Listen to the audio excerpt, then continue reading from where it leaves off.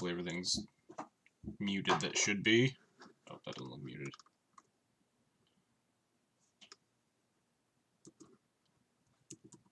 Anyway. Alright, yeah, that's good. So, sorry about the delay in streaming there. I did not stream yesterday or Monday just because my life has been pretty busy recently. It's nice to have a little break now and then. Got a lot of stuff going on right now, so just took a little bit of a break. We'll be back with like semi-regular streaming, and I'm sure this stuff will smooth out in the next couple of weeks. But until then, I have some testing to do in the next couple of months.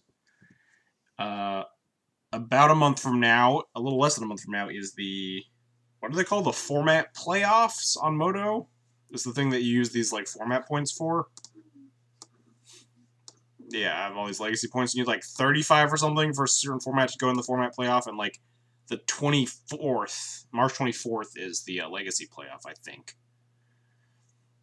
So I have that to prepare for. I have a Legacy 5K in paper the next week after that, and then after that, there's GP Niagara Falls about a month from there. So have a lot that I want to actually. I just really want to be jamming a lot of Legacy. Not that I usually don't, obviously, but been wanting to fiddle with these last couple of slots, especially because the format playoff is online, which is a meta that I usually don't prep for. Like paper events, I think, do trend differently than online events. If the new notice and a strangler be fucking writing. I don't think I ever promised a strangler emote until we hit partner or something. What would the strangler emote even be? Would it just be a wasteland strangler? Like, that's not fun. The current emote, the current emote's not in work at all. Looking at my emote artist over there sleeping. You can all tweet at her at Aisha9 if you want her to make progress on the emote. I'm busy. At AYSENEIN. No, stop it. Is that right? No one's actually gonna tweet at you. I have like 2 people watching right now. Ugh. You actually did time to find the timestamps. I recall I would do a strangler emote, but like I have other emotes that I would want to do before a strangler emote. Like if I had slots for it. Just seems like kind of hard to do too. Your longest, most loyal sub this way. I don't think I promised the strangler emote like whenever I got my next emote slot. Maybe I did. I just wasn't expecting affiliates to get more slots. But anyway, I wanted to try different sideboard cards, including Third Council's Judgment, including main deck Brightling, over the Spirit Keeper. Like a couple other cards I want to try, like Holy Light, Blessed Alliance, that sort of thing. Turning into Jeffrey. Ouch. That hurts. That hurts. That cuts deep all the time.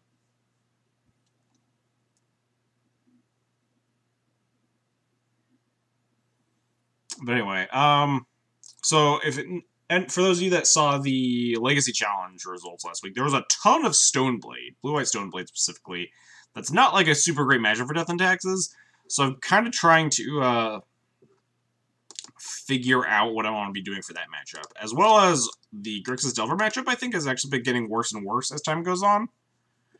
Especially after sideboards, the Grixis Delver matchup feels pretty miserable. I don't know if it's unfavored, but it definitely feels very bad when they're bringing in 10 cards, and we have 4 kind of medium cards to bring in, 2 Council Judgment, 2 Path, call it a day, and they're boarding in 6 removal spells, some Lilianas, blah blah blah.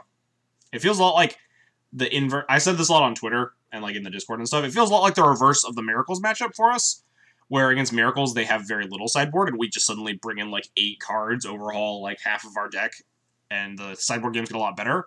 It feels like that happens for Grixis Delver versus us, where they get to bring in a bunch of sideboard cards, we don't have a lot, and they get to be significantly more favored than they were in pre-board.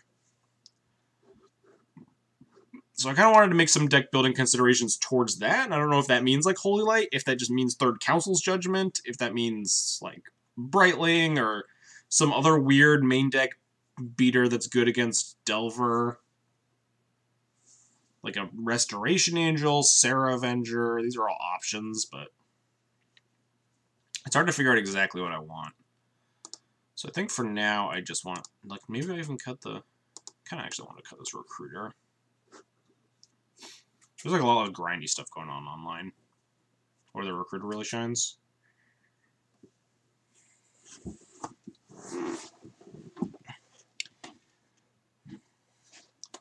It means Strangly emote or Riot. I'll figure out a way to work in a Strangly emote. We'll figure it out. What's up, Spider Space? How's it going? Yeah, I saw you talking about Thalia Stompy in the other Discord, fiddling with your last like flex main deck slot. Probably gonna be fiddling for like the next month, trying to figure out. Let's try like just a Holy Light too. Let's do like a couple like pretty broad sweeping changes here. Just play a lot of bad cards today. Third Council's Judgment, Holy Light. What other sideboard cards could you bring in for Strix's Delver? That's a good question. We could play like Fiendslayer Paladin. Fiendslayer Paladin is probably like less good now that there's like Bitter Blossom and Liliana the Last Hope, and like Grim Lavamancers and stuff too, though. Yeah, I don't know. It's hard. Yeah, Grixis Delver is definitely a deck that you don't get to always just sideboard, like, oh, I'll bring in my Grixis Delver hate cards, and then the matchup gets easy, because there aren't really hate cards for it. It's, like, very consistent at what it does. Probably shouldn't worry about it, like, one sideboard. Yeah, exactly. That's generally how I look at it, especially, like, so close to the event. I assume you're prepping for, like, GPLA and stuff. If you're fussing it with, like, the final sideboard slot, like, ultimately, yeah, it's Modern, right? You're gonna have to, like, spin a wheel. No matter what your choice is, you might need to win a little bit of matchup roulette to try to hedge your bets.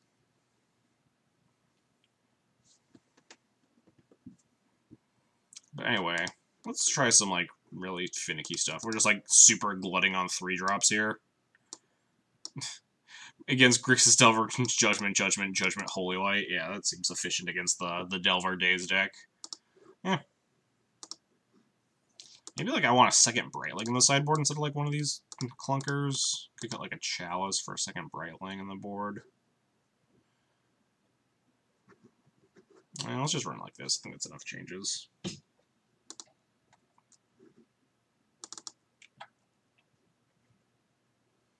Feels like a 1/1 sideboard card for Grixis Delver is just a slower death. Right? Holy Light has at least 1 5-0 this week. Yeah, it was the Malamujo list playing the Holy Light? I forget. Malamujo does some weird shit, though. I said white blue Stoneblade, not white Stoneblade. Oh, yeah. Also, probably next week, I'm going to be streaming Blue-White Stoneblade. Hondo has donated for it, so we're going to be playing that sometime next week. But I felt like I shouldn't just jump into it today. I should, like, do some normal stuff. 1/1 sideboard slots. It's less so... in some ways, I do agree with you all the time. 1/1 sideboard slots, especially like clunky 3-drops, is not super where I want to be against Grixis Delver. But the issue is that a lot of their threats are a lot stickier nowadays. They're playing like 2+ Bitter Blossoms, 2+ Liliana, the Last Hope. So my main reasoning for trying to move towards more catch-all answers like Council Judgment over Path of Exile is specifically like one game that I played on the weekend, which is obviously results oriented, thinking you lose like one game, you're not supposed to make a big deal about it or anything, but it's a game that really stuck out to me because I kept a hand that was like 2-land, Stoneforge Mystic, Thalia, 2 Plows, and a Path to Exile. I was like, this hand's amazing. How do I ever lose to Grixis Delver? And my opponent goes, turn 1, Thoughtseize your Stoneforge Mystic. Thoughtseize your Thalia? Maybe Thoughtseize the Thalia, I forget.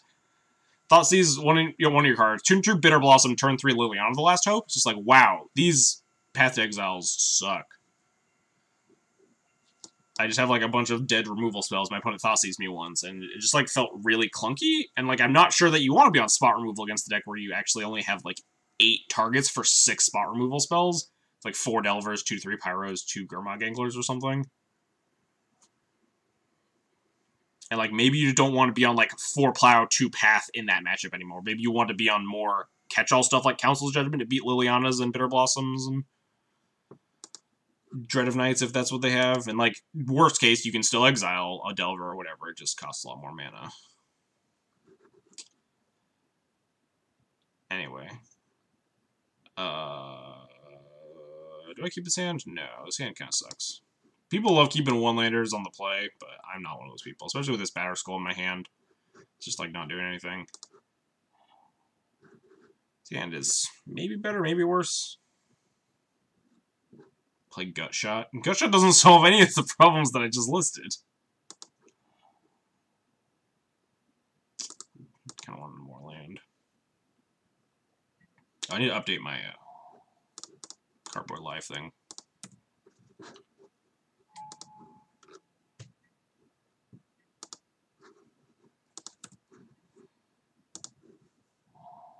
Let's see what my opponent is up to.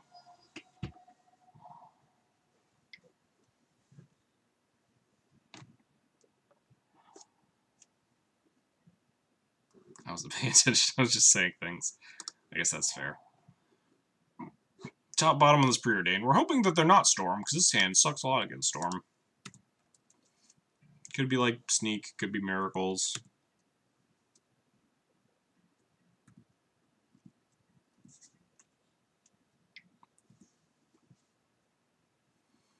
I don't think they're a deck that Swords of Plowshares is good against. Ooh, Miracles? Alright, well. It's not the worst then. Better than Storm or Sneak, in terms of the context of my hand.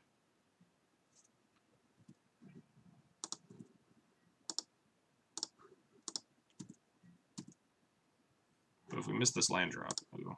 Well, so it's a good card to miss my land drop for.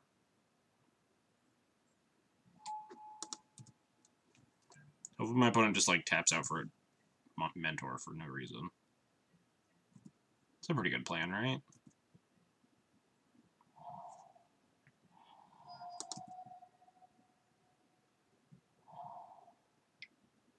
Just like Judgment Your Vile. Wow, rude.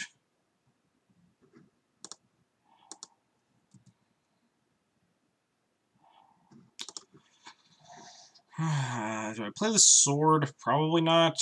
Because if I like equip to the mom and attack, that's just like so open to getting Source of Plowshares. So I should probably just like develop more of a board state.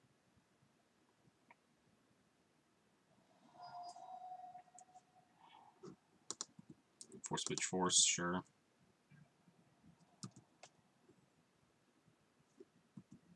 Incoming Jace. Oh no, they're... I guess they do seem to be missing land drops, right? Or not missing land drops, but they're kind of they're cantripping towards hitting lands. They did play like the Tundra on turn 2, which is not something they're inclined to do, unless they're not hitting their land drops very successfully. They top-bottomed on the preordained, which probably found the Ponder, and then they shuffled on the Ponder. So I think they're just like trying to hit land drops. Yeah, they didn't shuffle.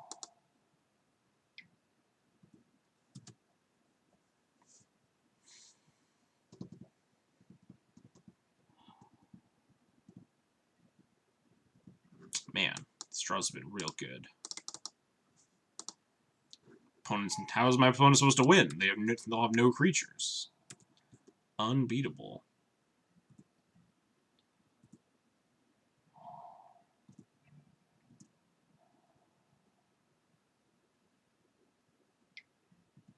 It's a fair attack.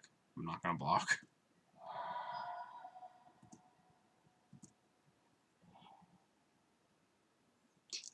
There's like a 0% chance I can attack here, right? I can equip the sword, but then I just like have to pass the turn, essentially. There's no way I get rewarded by attacking here.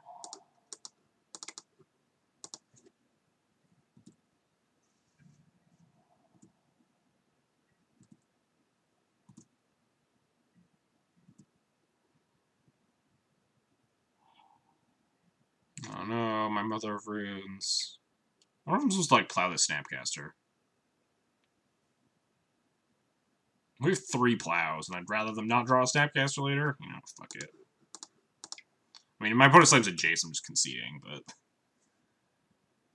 Did we do it yet? By it, I mean win. No, we're losing pretty badly here.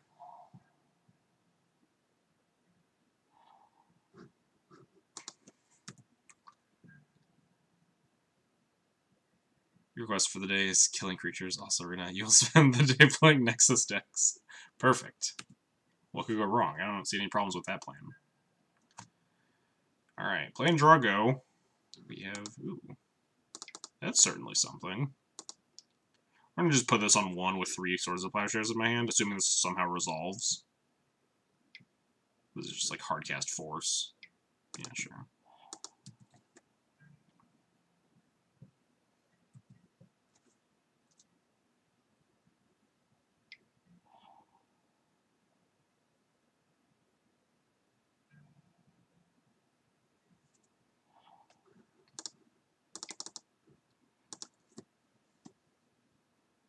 Gonna keep jamming cards, hoping it works.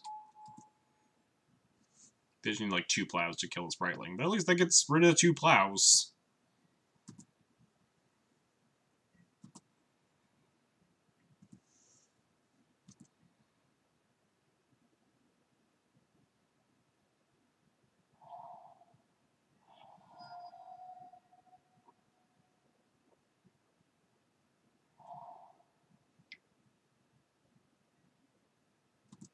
Resolves. This is the Council's judgment. Oh, man. So we pretty much have to pick up the Brightling here, which is fine, because we're just going to plow this Mentor anyway. Doesn't I get to exile my sword? It's going to suck if the last card is Plow here. We try to pick up Brightling, they plow this, kill both my things. Yeah, that's what I thought.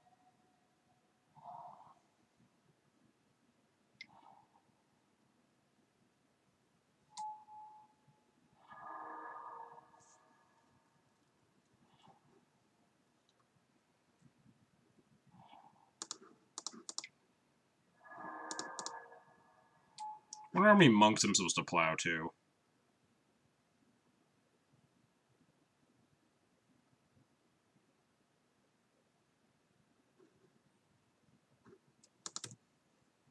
No reason to plow them right now.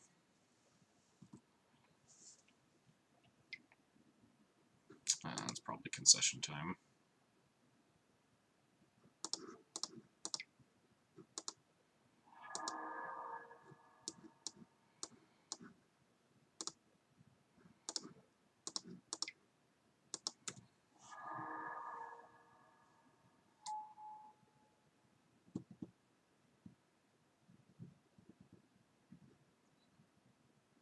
The best part of Arena is watching someone fumble through Wilderness nonsense, but not enough to screw up. God, I hate trying to actually, like, use Wilderness Reclamation and Nexus of Fate in Arena. It's the actual worst.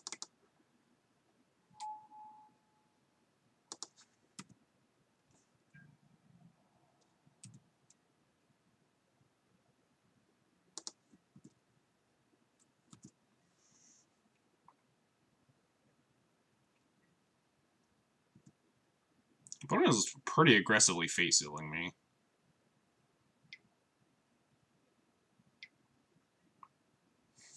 Alright. I guess that tracks. If their last card in hand is Terminus, then they can face-seal there.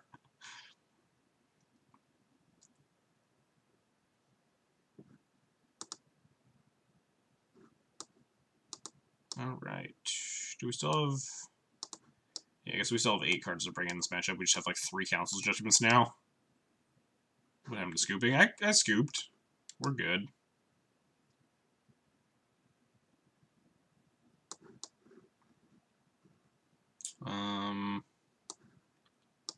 God, what do I usually cut in this matchup? It's usually the Spirit Keeper, right? But I don't have the Spirit Keeper anymore.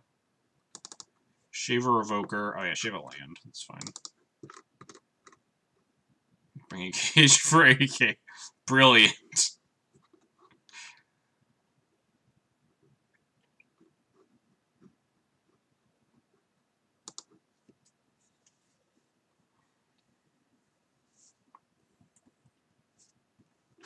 Still haven't updated this deck list. It's just been sitting here over here. All right. Delete the Spirit Keeper. We'll try Brightling. Change it to sideboard too. What did I do? Yeah, shaved a path. Added a Council's Judgment and added a Holy Light.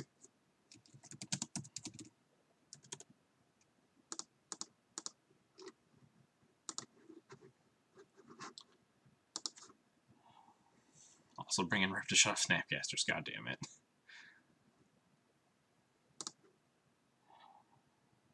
Well, this is probably a keep. Let's top more land. Our plan is cast Chalice of the Void and hope that's enough.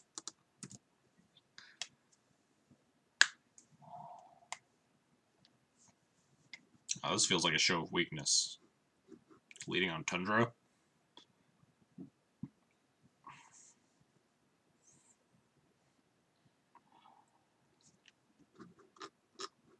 They did not shuffle.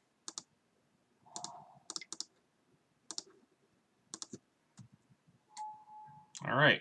Step 1. Chaliced.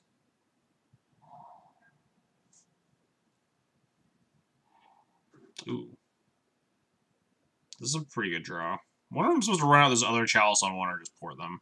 Because they could be representing Disenchant here, but I also don't want to like play second Chalice into like an EE.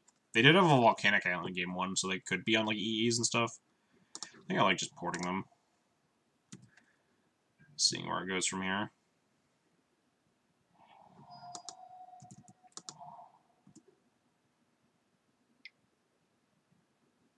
AK, sure.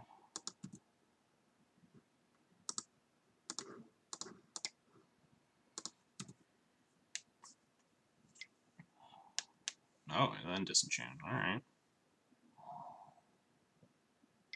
Man, maybe I just shouldn't port out any of my Wastelands. My opponent just has so many Tundras. They just gotta keep drawing them.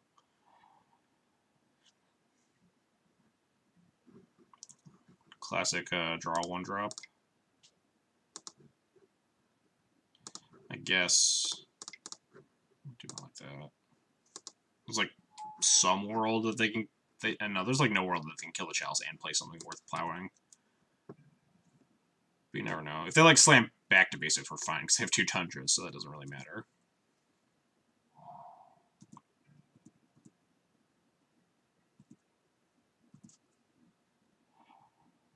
I like this. Is it better than just playing Sword here? Maybe not. Sword's like hard to cast while leaving up Carcass for this Thalia and stuff. I think I just want to get pressure going, though. Especially if I can, like, cast Cataclysm, hit 5 lands, Cataclysm with, like, Chalice Thalia or something. It's just game.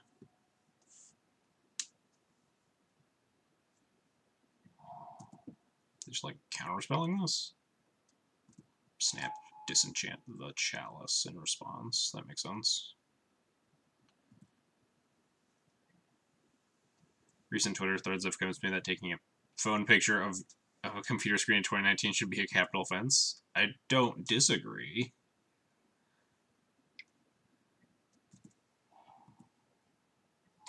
My opponent's choice in disenchant art should be a capital offense. Ugh.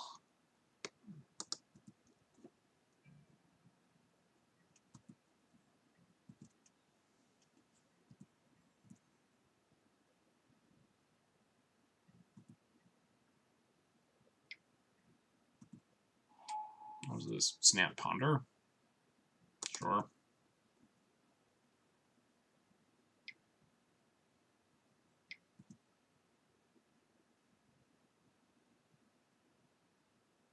That's the goat disenchant art. That's incorrect.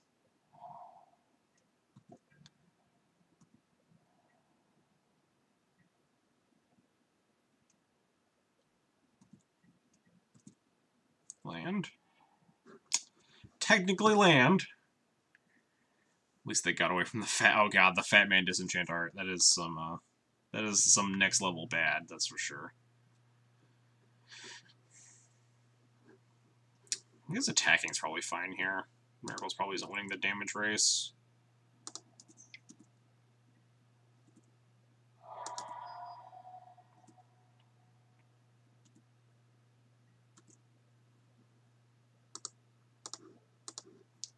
One day I'll remember to swap a Caracas art. So I can actually tell when I draw the third Caracas. Bash.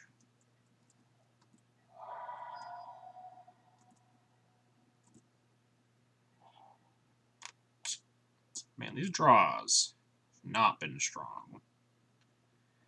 Maybe I can't attack. What is in my opponent's hand? They're just like passing with 5 cards in hand, doing nothing.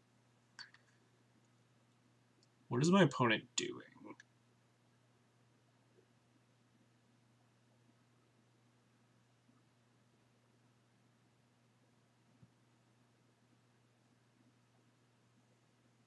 Better cards than in your hand. Yeah, that's for sure. Well, we got some okay cards in our hand. They're just like not good when we're sitting on 3 lands. Cataclysm's a pretty good one to have. I think we're just waiting, I guess. Like, my concern is that, like, if I'm not putting pressure on them, my opponent's doing something, but my opponent isn't doing anything. I was trying to just, like, AK, and they're gonna AK on the end step here and then untap and do some shit. I think I'm just fine waiting, I guess.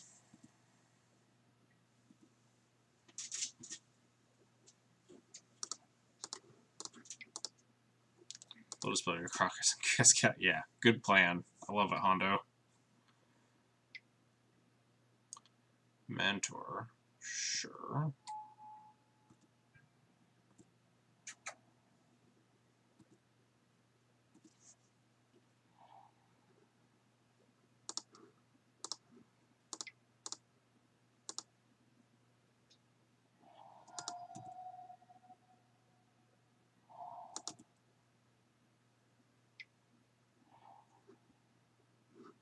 Get a monk, sure. If I pick this up, they can actually like force the plow, and that'd be just horrendous. Well, if I don't pick it up, the same thing happens, but... Fluster. Oh man, get got. Untap, just jace me. Oh wow, back to basics. That's actually pretty rude.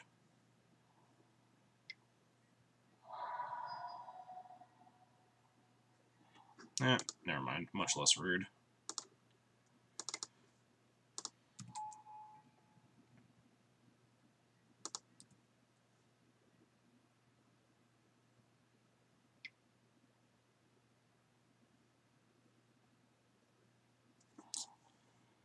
Oof. Oof. I'm just gonna like slam me here. I'd just be dead. 1, 2, 3, 4, 5, 6, 7. We play a guy just dead. 8. Can't even draw Ancient for Cataclysm.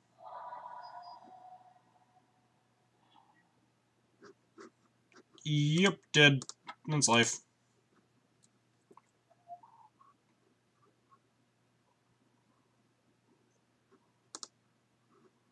Cut shot. Cut shot would have been super good there, that's for sure. Let me make sure that this cardboard live thing is finally updated.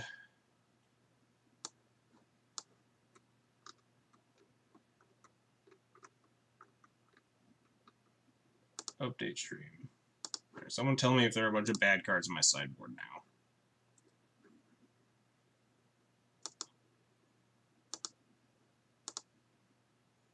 Yep, I see a Holy Light. I think we're good.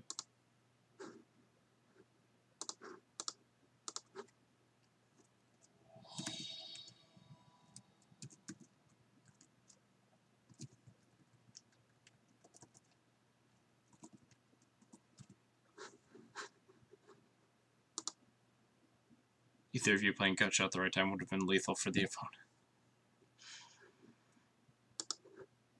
Alright, now here we go. Now we have a hand of magic cards.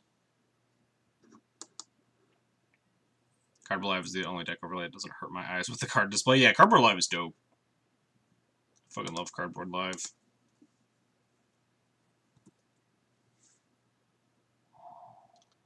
What's this shit? Burn? Could just be Miracles still. Alright, looks like today is one of those days.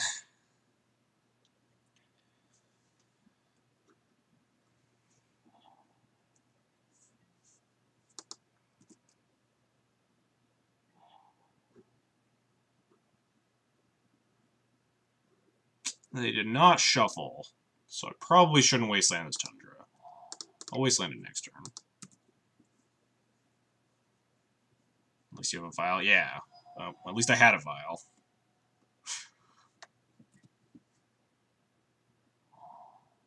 Chat demands the blue.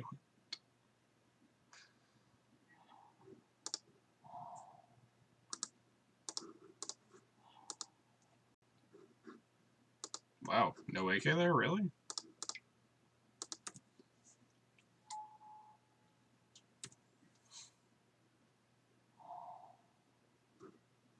Wow.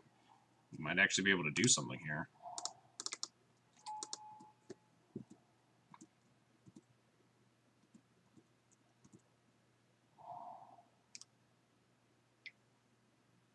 Love it. Love it. Hope they don't have a Force of Will, or else I will love it a lot less. Nice.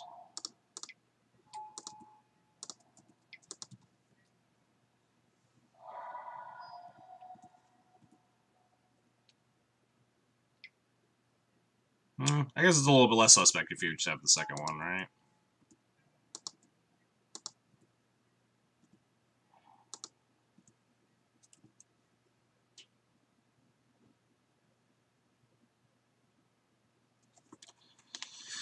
So what's my plan here? I think I want to get this Stoneforge in, but that's like the least efficient with my Aether Vial. Maybe I just want to play Brightling this turn. We have Mon to protect it from like a plow or something. Like, if we draw a land, we could Stoneforge GTA equip next turn or something like that. Playing the Stoneforge this turn doesn't expedite me getting this equipment online. Unless it's like Batterskull, which doesn't really make a lot of sense. So I think I just want to... I'd rather be slamming Brightling or Wisp, but I don't think Wisp is very good here. So I think I just want to play Brightling. Like, if they Terminus me, at least we're getting rid of their Mentor, and we still have, like, decent setup with Stoneforge plus Vials and Flicker Wisp and stuff.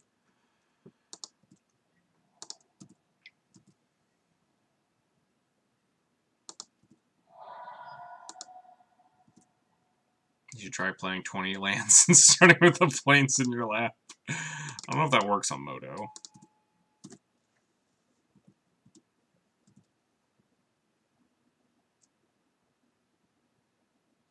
Alright, how badly does my opponent get to savage me here?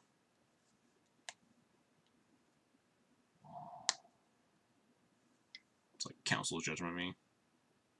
God, can we stop?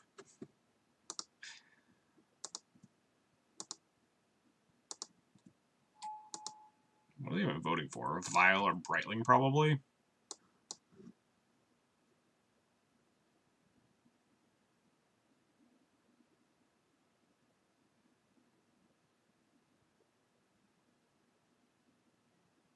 Alright, goodbye, Brightling. I traded 1 for 1 with the Council's Judgment, so... Not the worst thing in the world. This deck is completely pointless, I think. Has already played land for turn.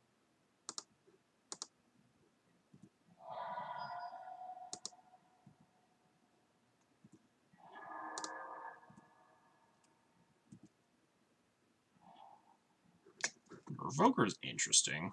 Got shot in Dismember. Stifle gets me.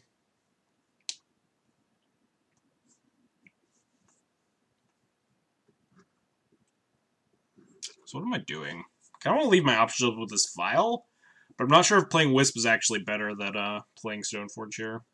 Because I like the prospect of being able to try to like revoke a Jace in response to it being cast. Because Jace seems like one of the only scary cards at this point, at this stage in the game. I don't hate just killing the Monk with the Wisp and hitting with Cleric. Stifle's the only card that gets better the more it sucks. There are probably a couple other cards like it, but I definitely agree with the sentiment. Stifle gets worse the better it is. I think that goes for a lot of decks in Legacy, too. Do you forget about every non-creature spell? Well, I mean, those are significantly less scary than a Jace, right? My opponent has 2 cards in hand and would need to, like, actively chain a bunch of cantrips together to get anything going. We have, like, a pretty feasible defense against it.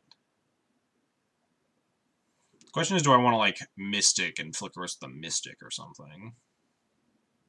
Should go Shields down on a Jace. I just, like, Vial on the Mystic right now, Flicker Wisp it, for, like, maximum greed value.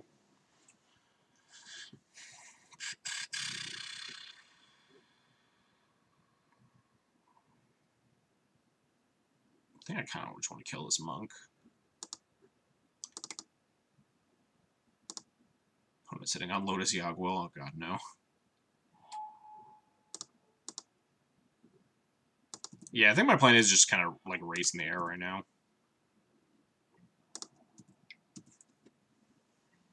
I think the onus is on my opponent to do something.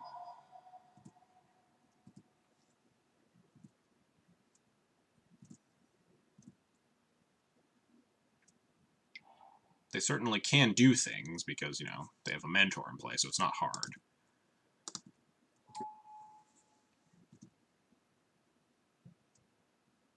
We also really want to draw a land for this Stoneforge Mystic. That would be ideal.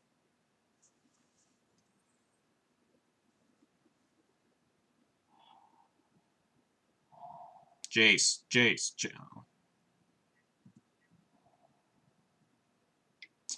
Alright, so this one I probably shouldn't block. Opponent has 2 cards in hand. What are the odds we can just, like, Violin Revoker and double block with Wispless Revoker on this mentor? How do we get punished? Double Plow? Plow's one of our guys, we mom it, and Plow's another one of the guys.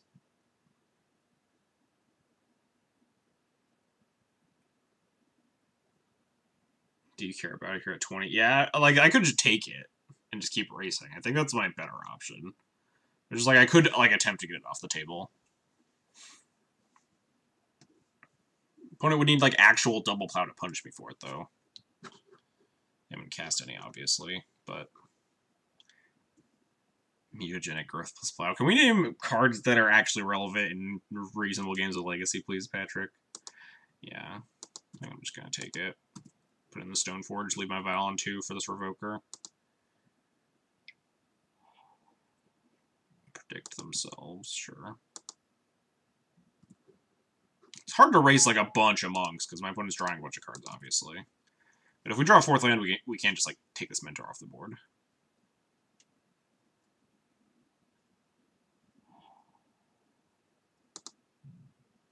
You're suggesting Mutagenic Growth. I'm suggesting Mutagenic Growth is not playable in Legacy Miracles.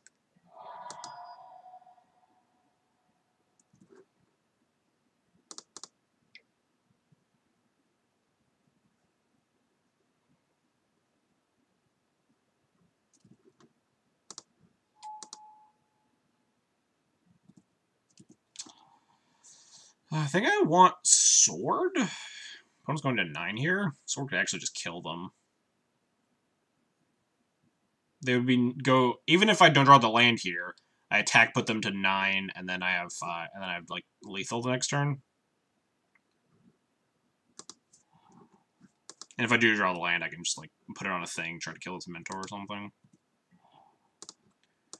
I'll leave this Vial on 2. That was maybe the most I'm not gonna say worst, because Palace Jailer is really good. But it's the most inconvenient draw in my deck, for sure.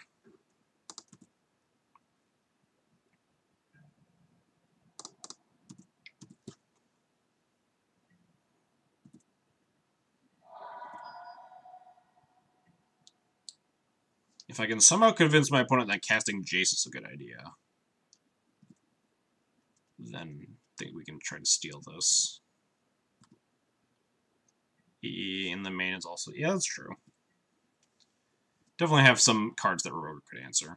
Well, this is, like, more or less fine. If they want to cast this. Like, we have some reload potential, especially if they try to chase me after this. That's just great.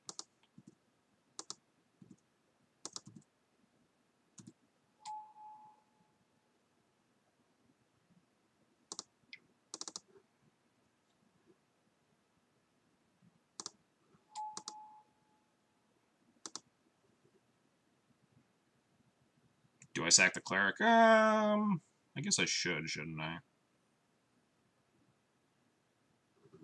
Takes away, like, Snap Brainstorm or Portent. They're not, like, I guess Snap Council Judgment's kind of scary, too. It's like, me drawing this from Monster Collector later is probably not relevant. It'd be nicer if they had an AK in the yard or something. But I probably do sack Cleric, you're right.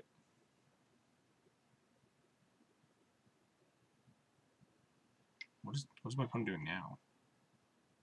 I think they're counterspelling their own Terminus for more Mentor triggers. Oh, that's dope.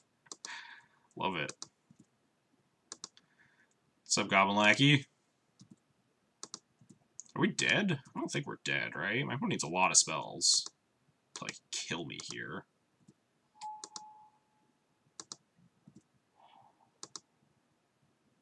This would be 5, 4, 3, 3, right? So this is 7, 10, 11, 12, 13. They need 2 more spells. We're in their draw step.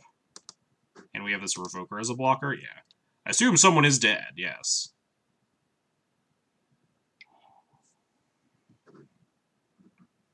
Yeah, like, this isn't lethal. My opponent needs another spell for this to be lethal, and we still have Revoker to block.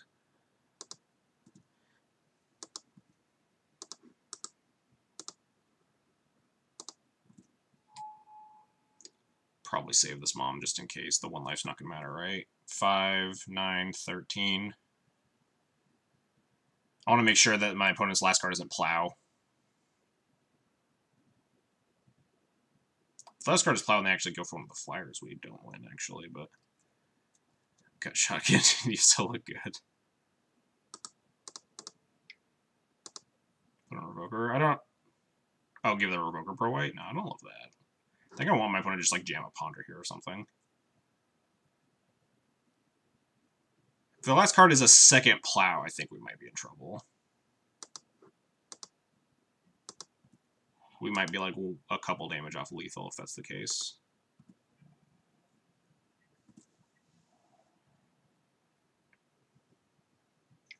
This is a 13, so if they do have one more spell, we do die here. Oh, I guess if their last card is Plow, we do just die to putting in this, don't we?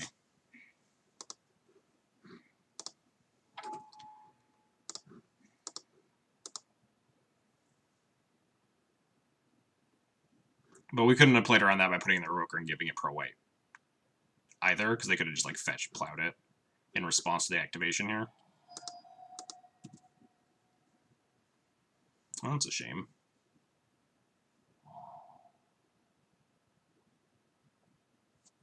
The bait to tap the Stoneforge was sweet with the Terminus. Oh yeah, we do gain the life. Yeah, we're not dead. We gain 2 life.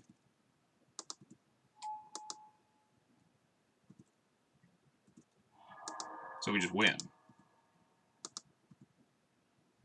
We did it. Cool.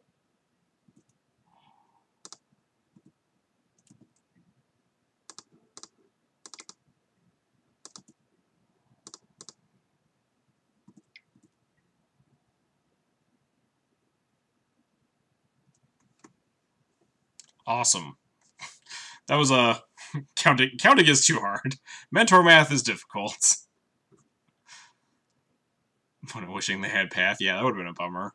They just, like, Path exiled me, got me good. Should have gained that 1 life, idiot!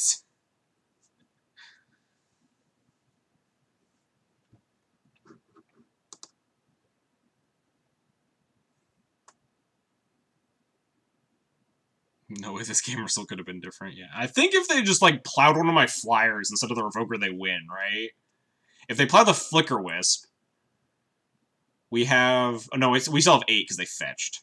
So, no, never mind. We still have lethal. Because we could use the Mom that's still alive to pro-white one of our... the Revoker that's on the ground.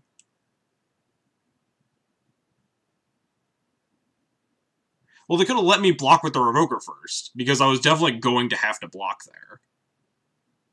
Because if I don't block, they plow... Oh, they can't plow something for... They can plow one of their own monks for lethal. So yeah, if they just let me block, then I think they win. Because after block, they plow the Wisp, don't die, and then they untap and probably kill me.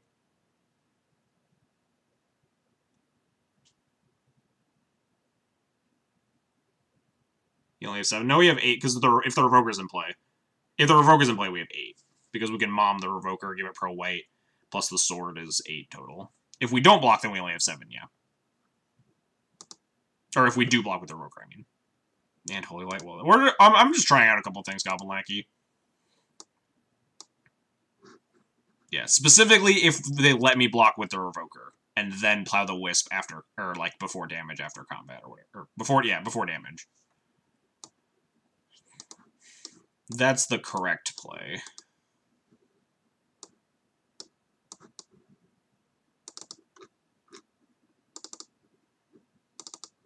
Yeah, but my sideboard considerations are not like any sort of metagame call or anything, Goblin Lackey. I'm mostly just like fucking around with like trying out different sideboard cards right now.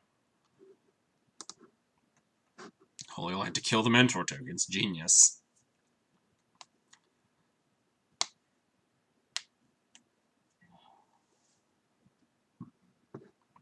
Sand seems pretty gas. Put a mulligan to 6. I'm in for this.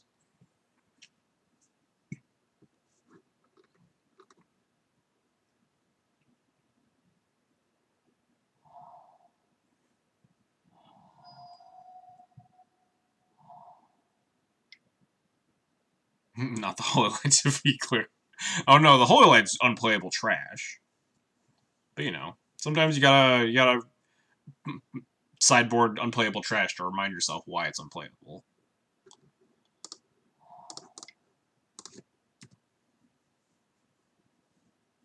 The third Council's Judgment I kind of hate, but I also kind of begrudgingly don't hate. Council's Judgment is like good in a lot of matchups. The problem is just it's so fucking clunky, Jesus. This is like dirtily 3-drop non-creature spell in your Thalia deck with like 9 colorless sources.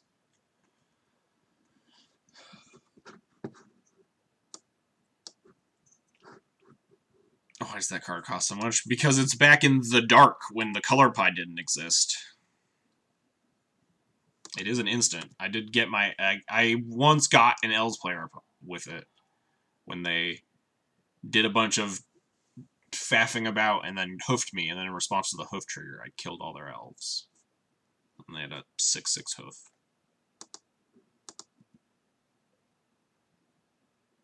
It's so much worse than Zell's Persecution. Yeah. Oh man, double Cataclysms. How do we lose? I don't love jamming Thalia into this. Or Pontiff for that matter. Yeah, those cards are all black though. Black gets good cards, white doesn't. They probably didn't leave in Counterspell. I guess if they did leave in Counterspell, I'm okay with Thalia getting countered, because our hand is just Cataclysms.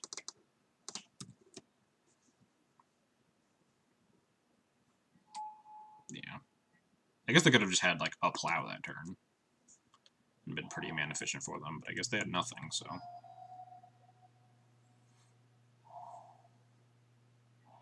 As we play an all-white deck. Yeah, this deck has a lot of bad cards in it. It's just, like, Slam Mentor. Alright, well... You can't force-a-will me.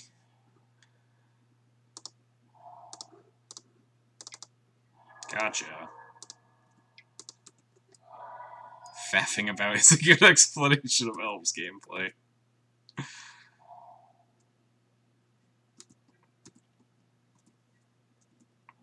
Alright, well now we have Violent 3, Brightling, Schadenport.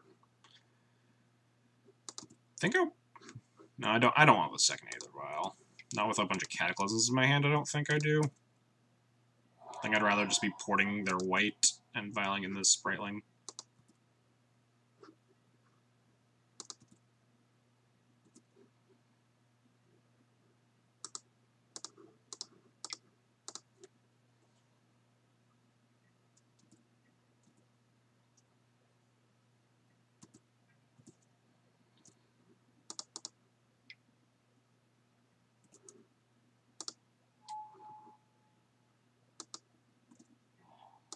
Can I take this vial up to 4 and put it in Cataclysm? Is that how this card works? Ooh, that's a sick card to draw. Actually, with no respect for Simian Spirit, I had Force-a-Will. Yes, you're correct. I was not respecting that line.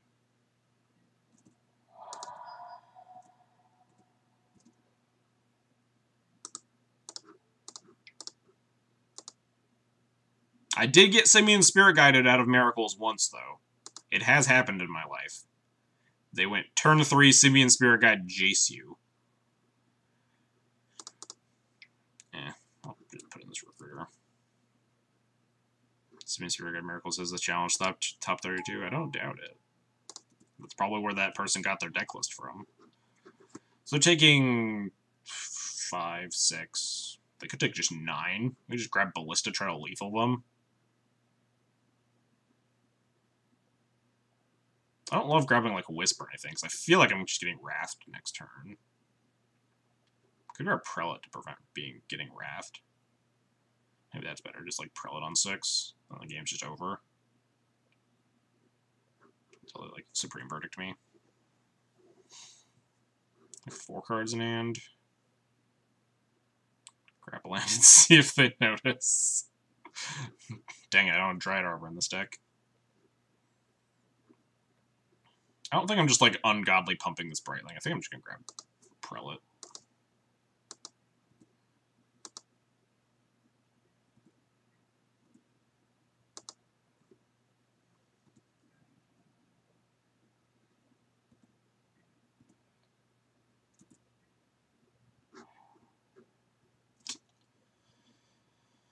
I wonder if I'm even Prelating, though. I could just, like, play Vile. Maybe I don't even play Vile. Maybe I just attack. They only have one white source, so I can just port them out of a Terminus this turn.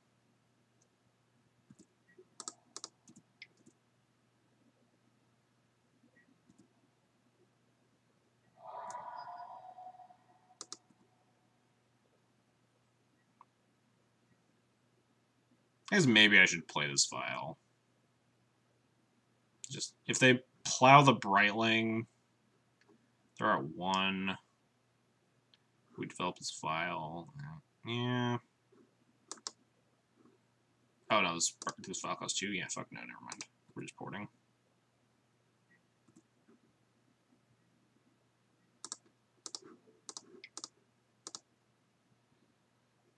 It's a time to brainstorm into the Hail Mary Miracle Terminus. Are they gonna unsummon my Brightling here? Yup.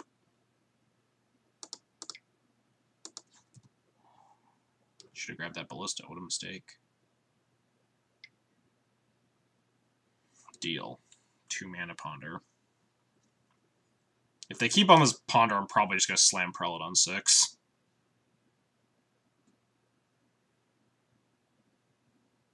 Just won a game for Grixis Shadow by beating down with 2 Simeon Spirit Guides. Hey, you gotta do what you gotta do, Spider Space. When the going gets tough and all that.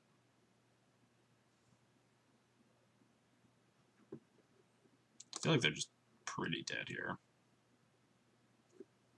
They're at 1, essentially. We have 2 Cataclysms in hand. They shuffled. I wonder if I still put this Prelate on 6.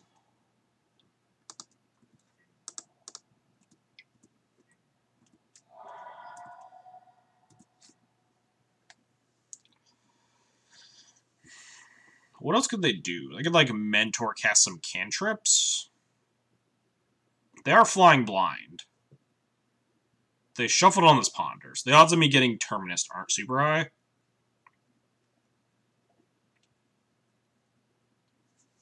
What's the Simeon Spirit Guide Ghost Quarter deck? Oh yeah, Modern Thalia Stompy.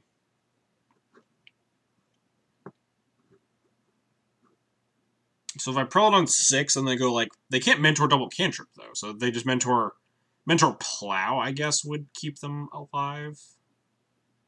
It's a blue nil.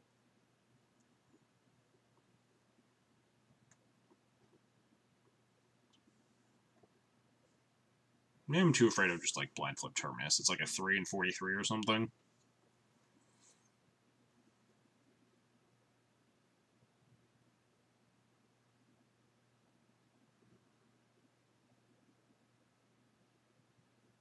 It's 100% going to happen if I don't put this on 6.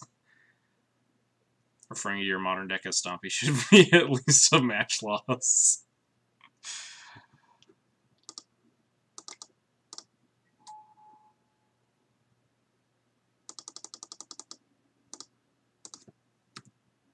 Patrick's a purist. He doesn't like stompy decks that don't get to, he doesn't like stompy decks that aren't just like Ancient Tomb Chalice decks. Alright, they're just dead. Cool, we did it.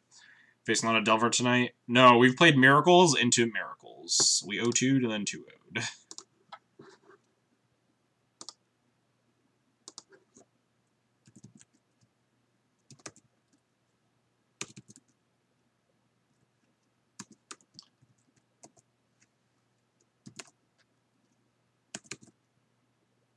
Why cast cards you can port off white? You don't know. You had a fetch. Oh yeah, the fetch line was dead.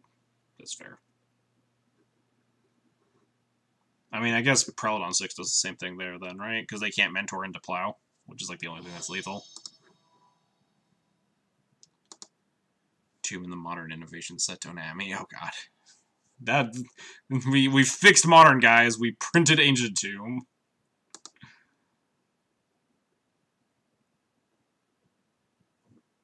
Yeah, like Thalia Stompy and like the free win red decks are the closest thing to Stompy that Modern's gonna get. This hand is pretty medium. Medium minus.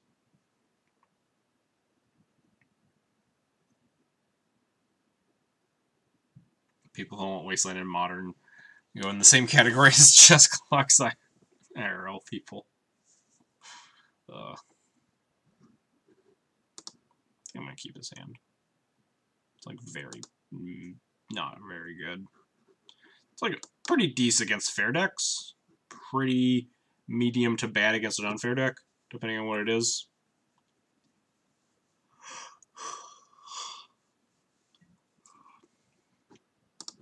Hopefully we're just playing against like Delver and they go Delver into Young Pyro and we can like plow into Ballista or something. Hopefully we're not against Miracles for the third time. Oh, well, this seems like a combo deck.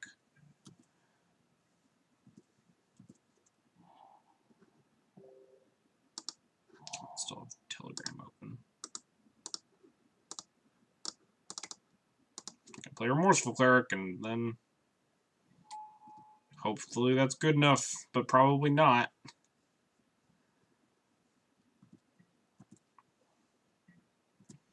So it's either, well, I guess it could still be Sneak, but I'm thinking either Storm or Phoenix. But Phoenix probably had a turn 1 play.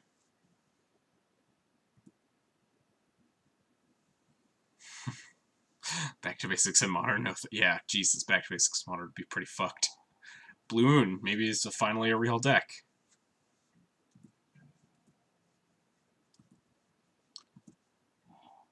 Alright, so no idea what my opponent is doing. I'm just gonna cast a Flicker Wisp.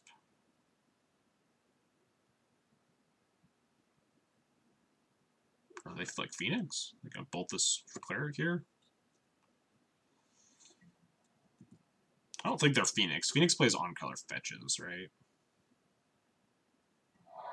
Because they play Badlands.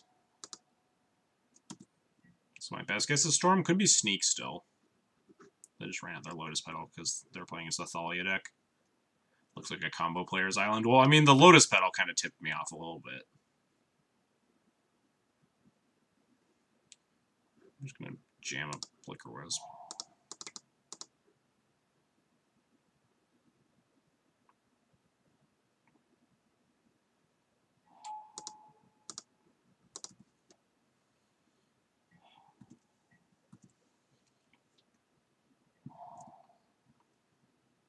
I had Storm over Phoenix based on the island.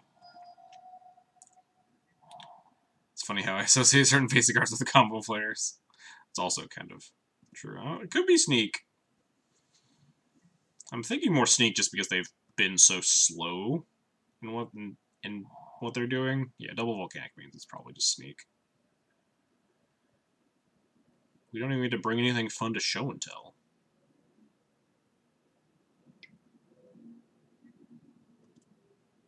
What's the equity of playing Ugly Islands and Miracles on an MTGO? Yeah, when you go Island Ponder, everyone thinks you're on a combo deck when you play Ugly Island Ponder.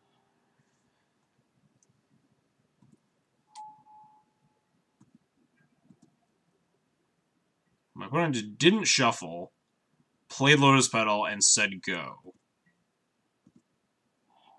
put in Ballista off the show and tell. I honestly have no idea what's happening.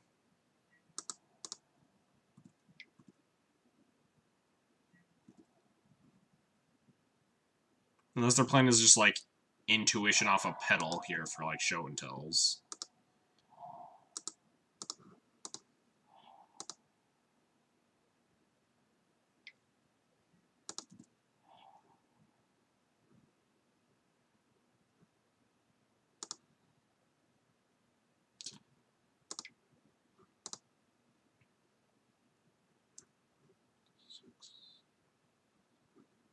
So we're actually one off lethal if I play my Ballista this turn. Right? It'd be 6, 7. I could play land, pump it to 8 damage, and then ping to 9, 10.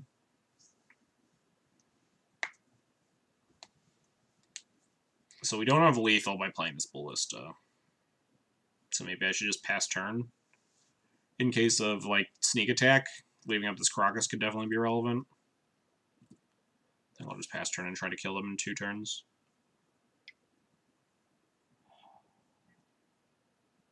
Cunning Wish, okay.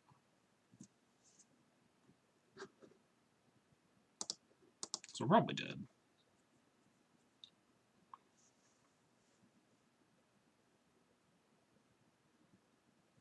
Should have wastelanded in main 1. Kind of forgot about it. Because if they like grabbed like K return or something, because if for some reason they're not going off, then I didn't want to play this mom. But they're probably finding something to kill me with. I don't know, but it's just K return. Rip mom.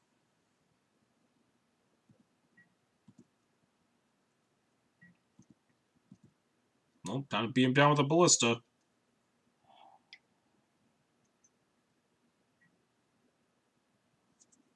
I guess I exile their yard. No point in not, right?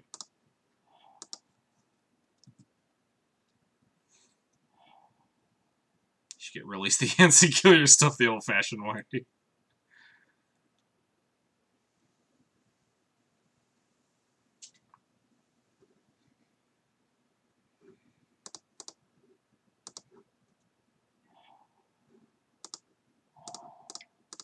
Get him.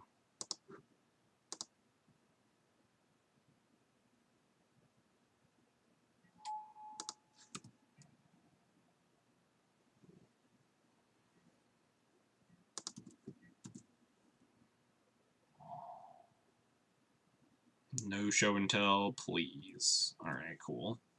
I dig it. Just not playing the Aether Vow, we're just pumping and attacking. We are beaten down.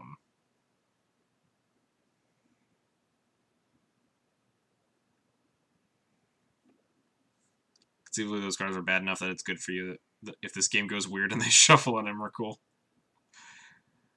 Yeah, I don't really know. This game is just fucking weird. If they just like main deck a Braid me, sure, I was just gonna attack. This is a fast Ballista clock. Yeah, I think they're... Are they dead next turn? Yeah, I think they're dead next turn if they have actual nothing.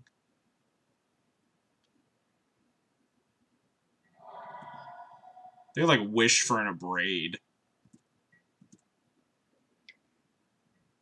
I'd play the Crocus. Maybe.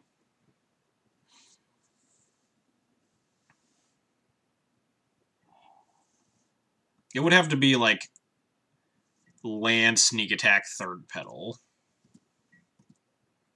But I guess the Crocus probably isn't doing a lot else, and we do have like almost lethal next turn. I guess we're bringing this Crocus to show and tell and probably dying. Yeah, it looks like we're dead. Oh man, they get the Kozilek's return trigger! Unbeatable! Yeah, we're dead.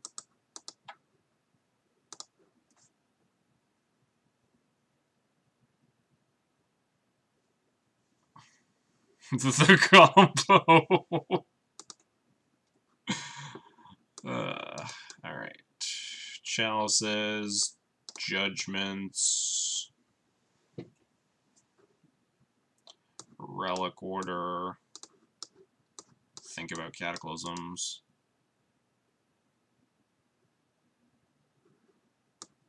We'll cut all the cards that we cast last game because they were all terrible, and if they had been like any other card in the deck, they might have done something.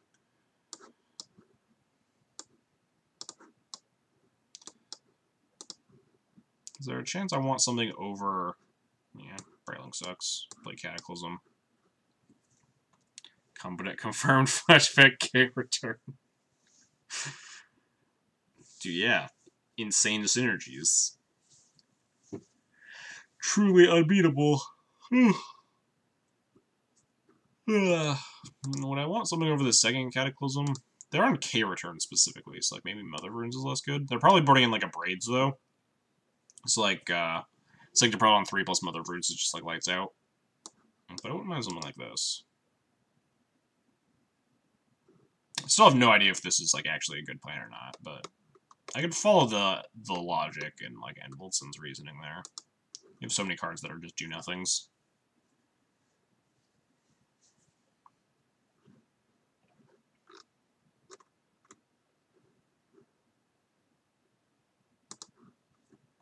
I've seen Miracles could trigger K return with 13 Miracle. I have not. Yeah.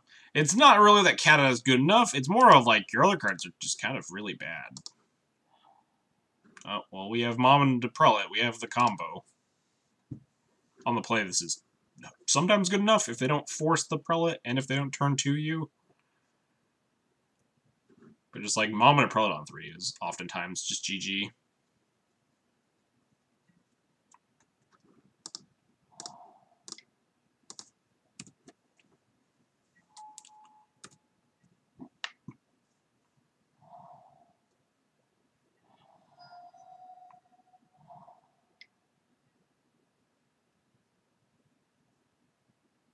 You said 2 more ifs than I liked. Yeah, you know. It's not great. It's not like a super good plan. It's a plan. We're gonna attack. Get him! Please also don't turn to me.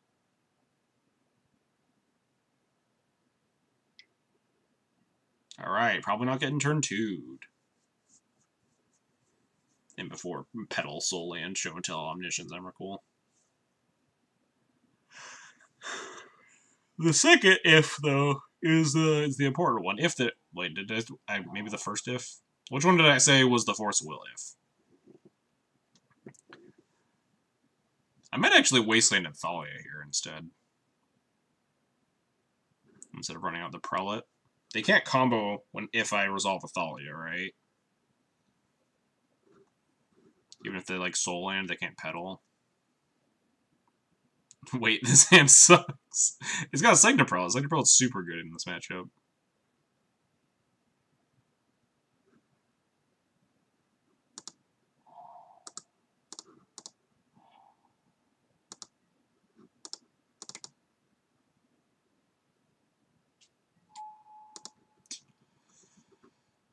I think I can attack with Mom here, right? I guess they could have, like... No, they need, like, Chain of Vapor, right? I'm pretty sure this attack is safe. No respect for taste. Hello, Raj. Don't know how to pronounce that one. Versus Miracles. This is for Sneak. I think this attack is pretty safe. Prelate on 10. Yeah, cast your Omniscience now. A friend of mine who is like a big Sneak and Show player has actually hard cast Grizzlebrand once in Sneak and Show.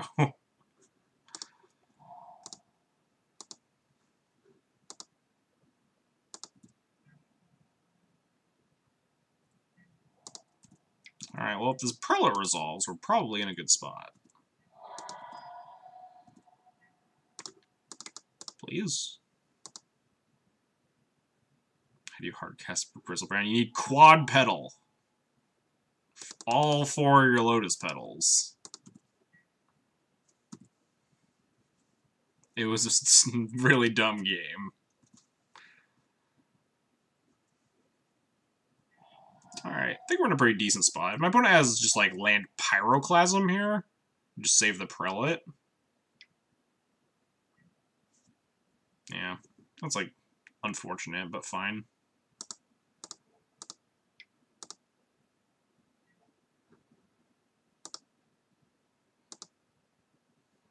Keeper Mole.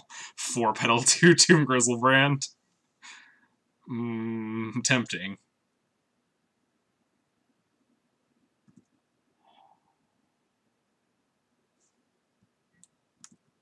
I just leave him with this city, right? I can just wasteland this Volcanic.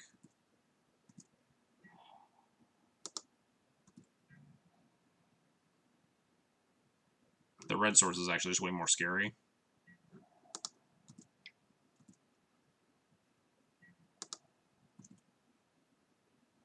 What's the reason behind Cataclysm for Show and Tell?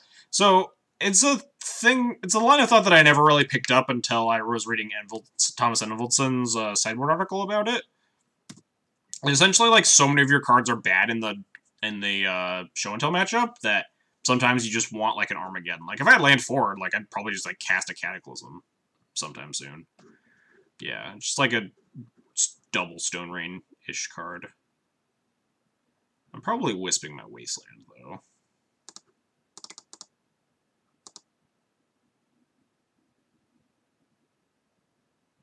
Because if they counter this, I kind of get punished. I'm not sure if it's correct or not, but been trying it out to absolutely no effect. Kind of sad that this used to be D&T's best matchup. Yeah, it used to be just be like completely a buy. Now it's much more challenging.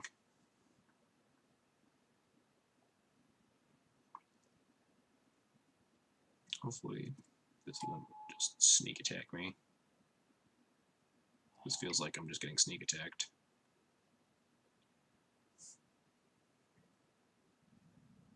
Well, let's draw Caracas or Phyrexian Revoker.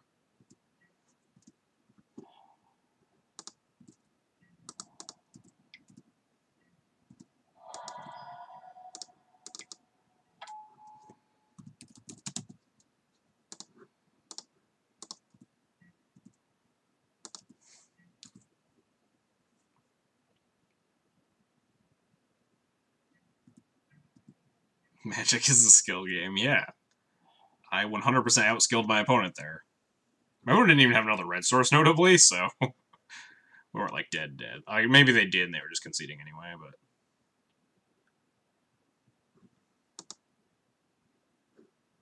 Yeah, it is kind of amazing how long Omniscience existed before Sneak and Show players were just like, wait a minute. What if we just, like, play this to beat Death and Taxes? why aren't we just doing this plan? So my opponent has Pyroclasm. I wonder if that means I want my 4th Mom again. Just because they don't always have Pyroclasm.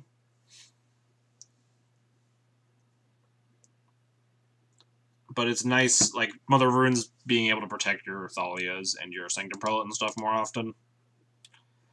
Seeing Tech should have the opponent guess what's coming. It doesn't if they're right because it wouldn't be sneaky. You might want Brightling. I don't think I want... Like, what would I want Brightling for, right? I think I'm gonna, like, just shave a Cataclysm. Cataclysm was just, like, obviously not very good there, but it's also because my opponent was, like, pretty non-basic heavy, and we wastelanded them a bunch.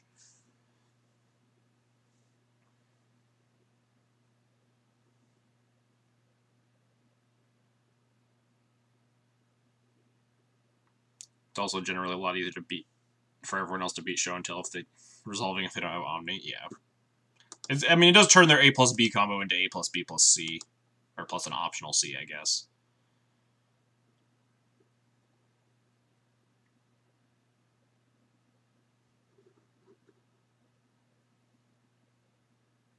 I guess we'll just submit like that.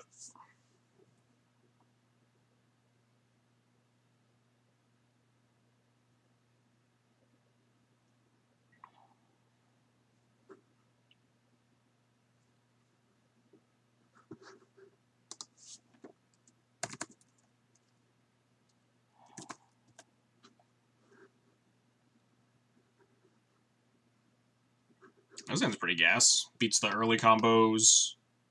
That's it. It's like mostly just gunning for this Omniscience. Put on Mulligan to 6. I think I'm keeping this. Reality Smasher doesn't do combat math, it just attacks. That's fair, honestly. How are we gonna... Turn 1 me. Do it. Turn 1 Omniscience me, please. Alright, this is like a Grizzlebrand and Emrakul. We're just like fucked, but hopefully this is Omniscience. Oh no, it's a Grizzlebrand. A little shit.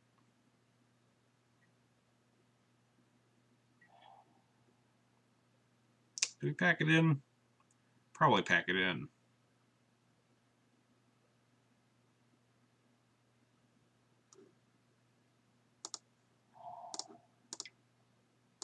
Why did you ask for this?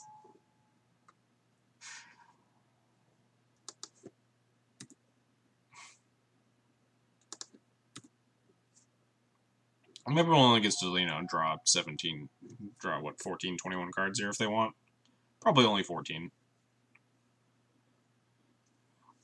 Yeah, that was like, what, the 3-hour to just hit Caracas and win the game?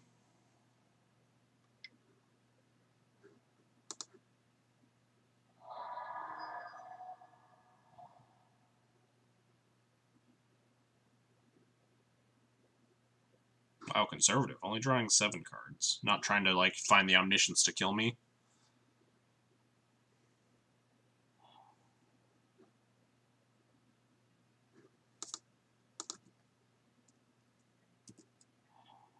Alright, I've had enough.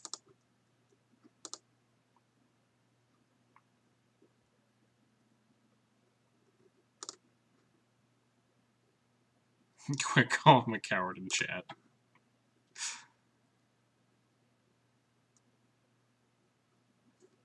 Yeah, I don't know why they didn't like to draw an extra 7 cards, to be perfectly honest.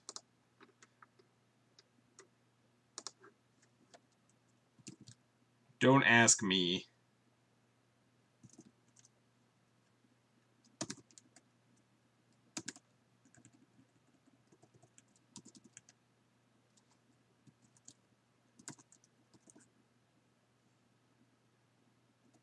If you pass, you might lose. Yeah, I mean, exactly.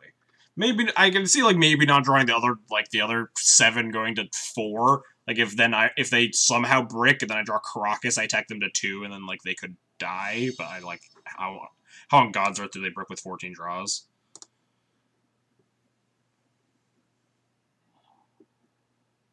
God, this name is familiar. Is this a Death and Taxes player? I think this is a Death and Taxes player. Am I supposed to keep this because I have an inkling that this is a Death and Taxes player? This hand's like pretty not great. Even against Death and Taxes, this hand isn't excellent. Like 2 lands, one of which is non-basics, pretty easy to get hated out. This Ballista's not usually super strong until like late game.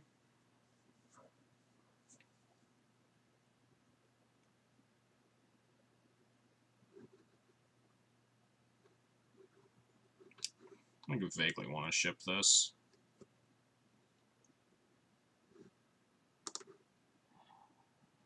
Alright, well.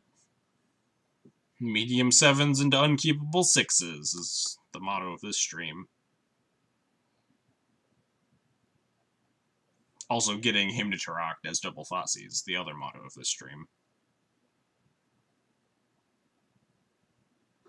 Close 7, unkeepable 6, yeah, exactly.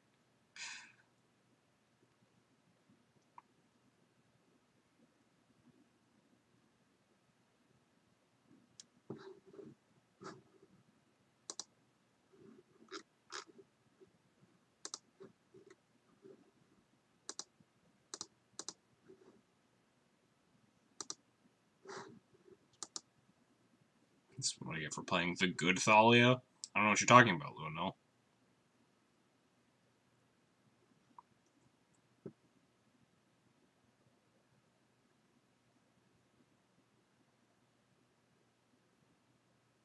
You're also going to tell me that this is the bad mom art?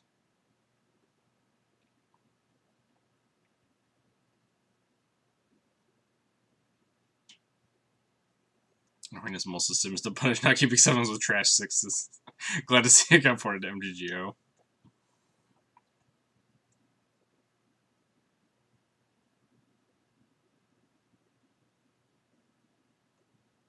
No, is this? I thought it seemed familiar. I'm pretty sure it was a D&T player. The Brimaz or whatever this is. Yeah. No one knowingly chooses Brimaz as their MTGO avatar without casting white creatures.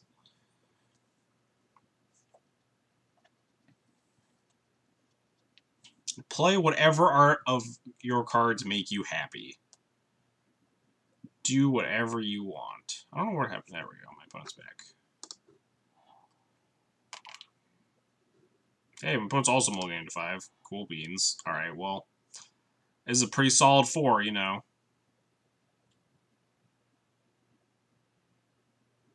Opponent also... Wow, what a day.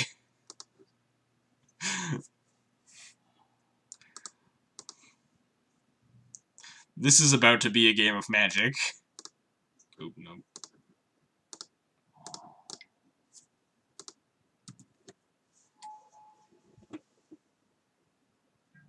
Four.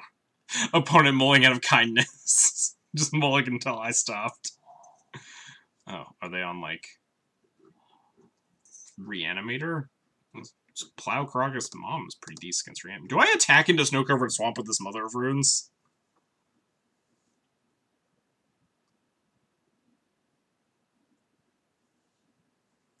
Opponent mulls to 4 and goes Snow-Covered Swamp, go. Do I attack with this Mother of Runes? That's their dominant. It could be depths. Yeah. It could also just be like any deck with basic Swamp. They're on a mull to 4. Just attack, no fear. I mean, they didn't kill it, so they don't have like a 1-drop removal spell. They could have like a 2-drop and punish me, but... What deck is playing Snow-Covered Swamp and has like 2-drop removal spells? What is this link you're sending me, Hondo? Absent Trinisphere, what the fuck? Oh, this is what he's playing? This is what they're playing? This doesn't have... Oh, this does have a Snow-Covered Swamp in it. Oh, it's this shit pile. It's like the... It's like... I don't know if this is Sylvan Plug, but it's something similar to it.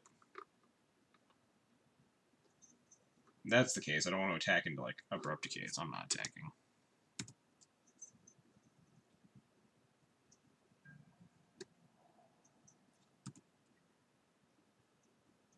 Hope his hand is both jokes.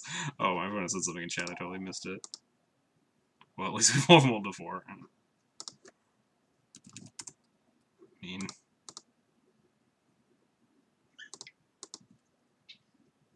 What exactly is Sylvan Plug? I don't know, it's some like green-based stompy deck, that's all I'm familiar with.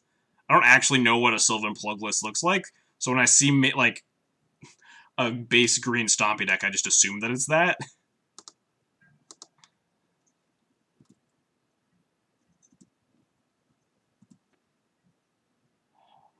Alright, in it to win it. Maybe I should be attacking with this Mom.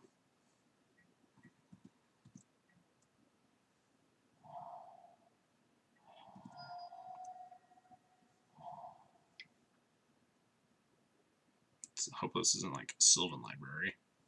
Oh, well, that could be worse.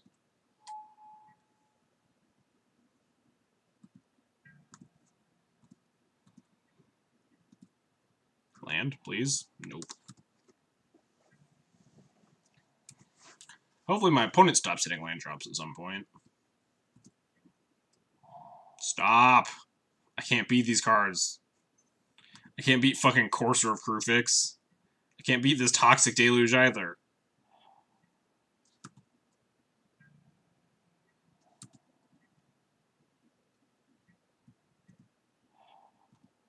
Oh no, they're drawing Sylvan Library next turn? Man, this is the worst day ever.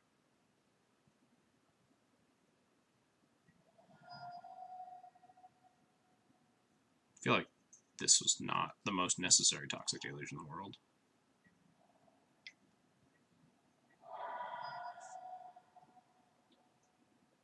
Land, please. Yeah, my opponent's Moldafor has turned out a lot better than mine. What? Abrupt Decay is the next card, too? Jesus, we're just never winning. My plan was, like, Stoneforge for a Batter Skull, and they, like, probably can't beat that. But we could also just not hit a land drop for 6 turns.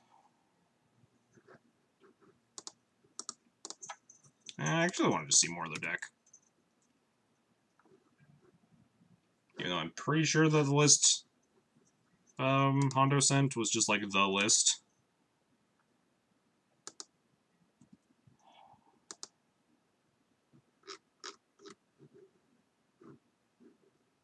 Wait, do I not get to see the second card they drew?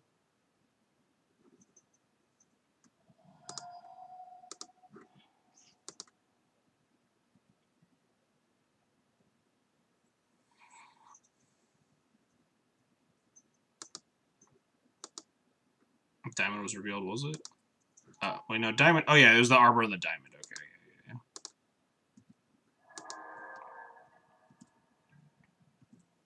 But don't I get to see the card underneath that, too? Do I? Did I? Maybe I just didn't. I wasn't paying attention.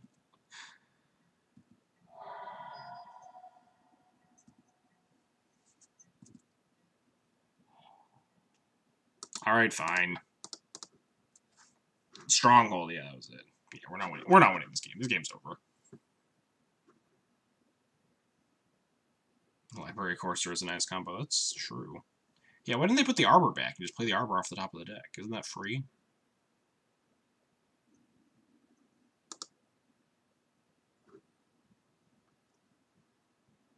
Anyway. This seems like a matchup where a pile of Council Judgments is really good.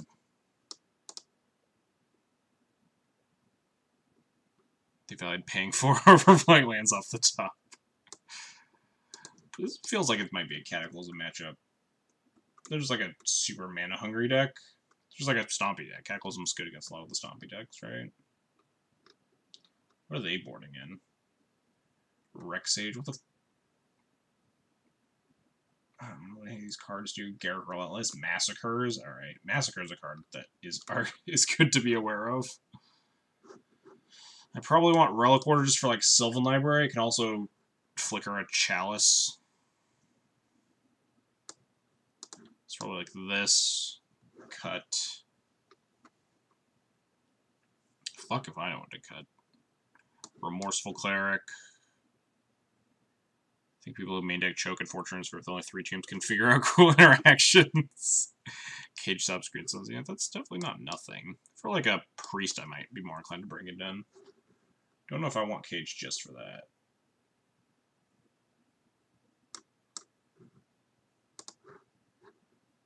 Ballista's probably bad, right? They don't actually play like mana dorks, besides like the one of Giant Arbor to Green Sun for. Yeah, Ballista seems kind of bad. We're fighting Maverick. No, we're playing against Sylvan Plug.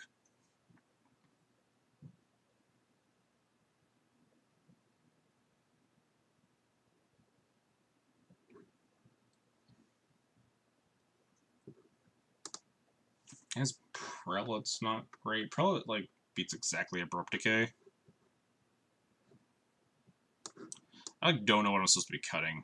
Like Thalias? Thalia seems okay, because they have a lot of stuff that they're casting with non-creatures, but... Yeah, I don't know, they fucking boarded all Captain QC.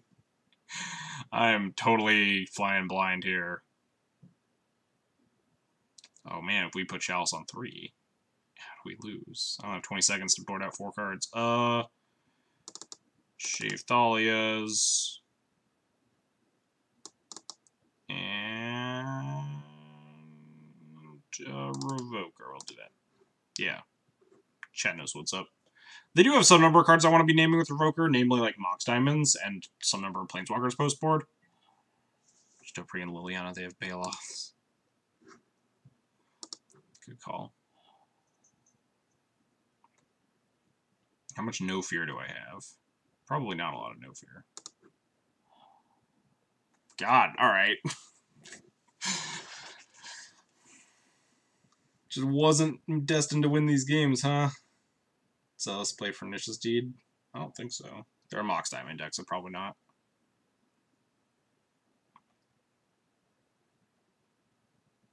I love this plug deck. I'm not a huge fan just like looking at it. No, we both modeled 4 game 1. My opponent had a much better 4 than we did. Opponent kept 7. We're just like never ever winning. We can mulligan into like 3 lands. Yeah, there we go. This is suddenly a keepable hand.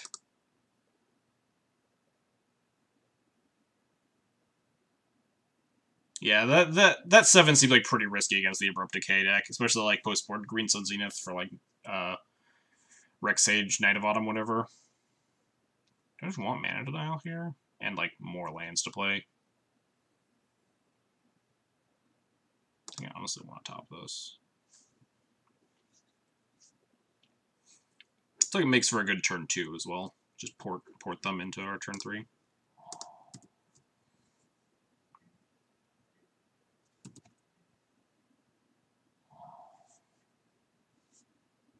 Or not.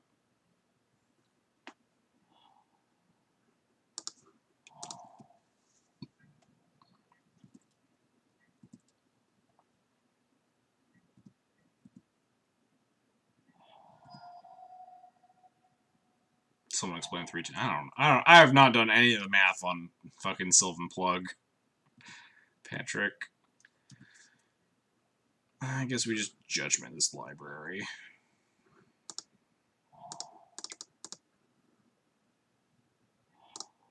Alright, I don't have to click on it. Alright, I just said Sylvan Plug is dominating the meta.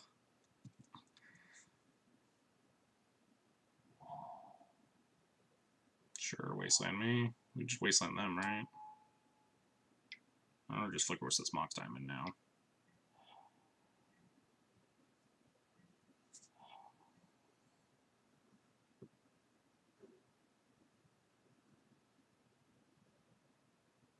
Kind of just want to Flicker this Mox Diamond. They have a Knight of Autumn, which doesn't have any reasonable targets.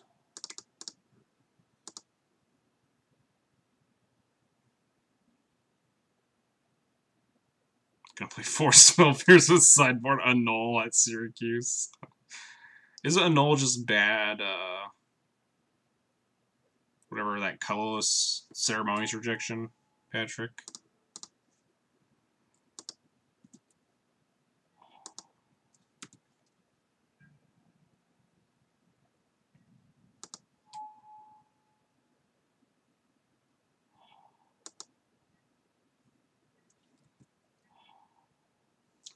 How unlucky. Null stops enchantments? I don't know what fucking Null does. You think I know the text on a Null, Patrick? So what did they draw for turn? I've already forgotten. Is it the card they're about to cast? Yeah, it's the Knight of Autumn.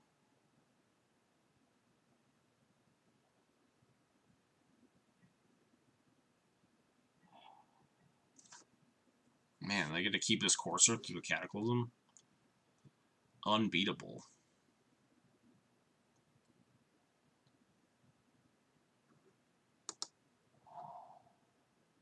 It's probably just plow this Courser time. What is this Duskwatch Recruiter doing in their deck? Aren't there like 10 creatures in this deck?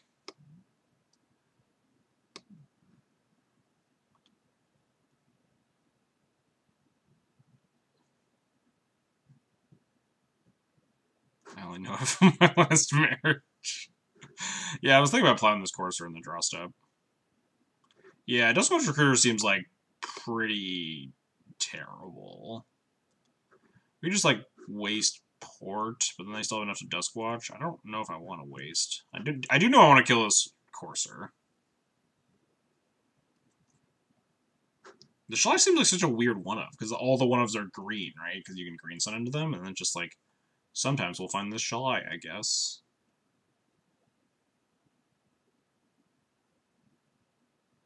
You can make it flip before they activate it, then it's just, yeah, it doesn't do anything on the other side, right? They have 9 other creatures in their deck, one of which is a Dryad Arbor. It's like 8 creatures to get the discount. It's sweet. I mean, I won't deny you. I won't deny you sweetness.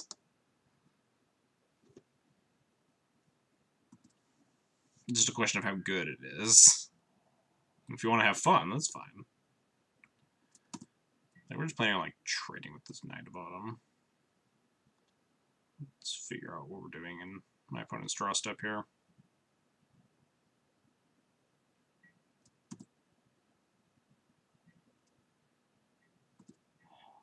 A Green Sun Zenith. I guess I should have poured it in the upkeep, but whatever. Wait, hang on. Am I wastelanding this Bayou? Probably. Because Green Sun's kind of scary. Yeah, I think so. I should have poured it in the upkeep or something. But not waste. I don't think I'm casting Cataclysm anytime soon is my issue, so I kind of want to deny them the ability to Green Sun for a bigger thing.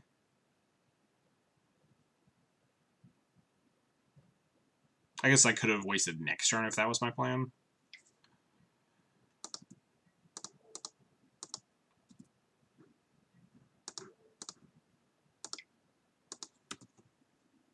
Yeah. I could have had a more informed decision next turn.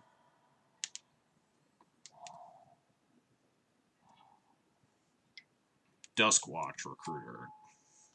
all the shit talking if Dustwalker's careers just can like flip and murder me. Never mind.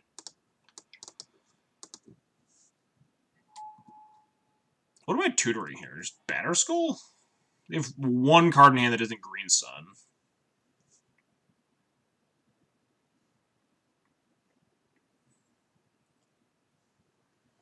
They could flip their Duskwatch, which makes, like, GT or Sword worse. Wait, is this a 3-3 or a 4-4 on the other side? 3-3? I guess Sword would be okay. Sword's just really slow, though. I think I just want Batterskull. Of course, that guarantees that the last card in hand is Abrupt Decay.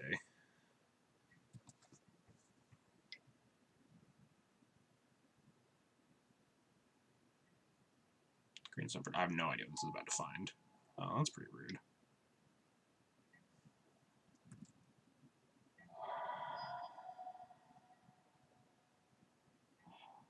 Oh, that's less rude.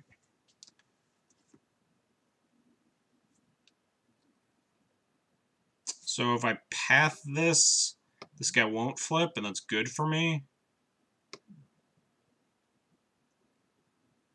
It also gives them 4 mana next turn, though.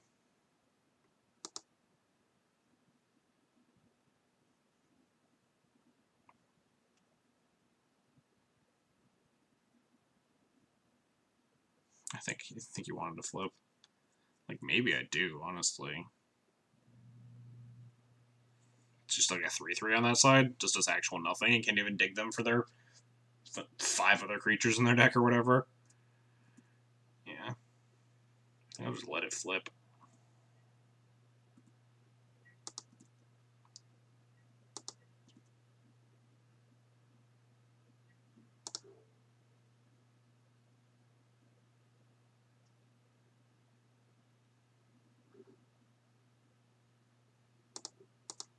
I don't know how many basics they play in the deck, but... I do want to kill this before they attack because Exalted. I don't think I want to take the 1 extra damage. Oh yeah, they had the basic swamp from last game. How much does D&T fear Obstinate Bailoff? Good question.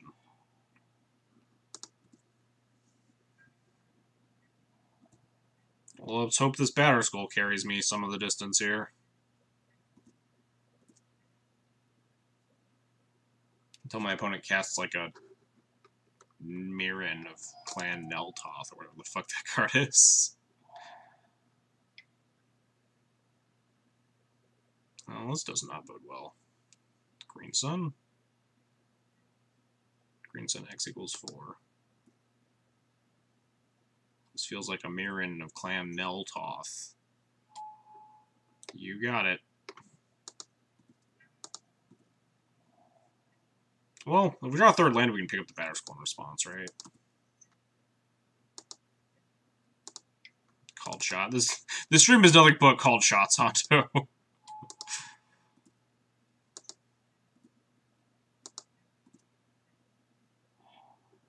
Hey, look at that. We can do something.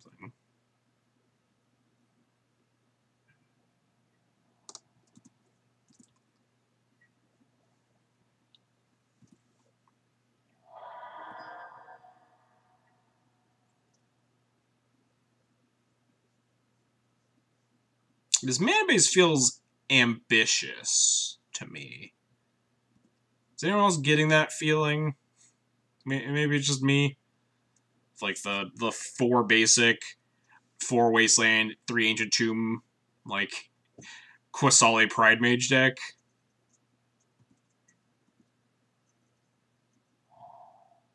Caracas deck, sure.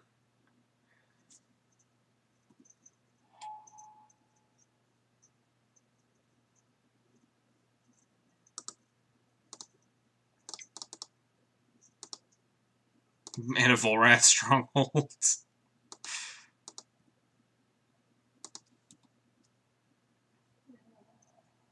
Mana base feels quite ambitious.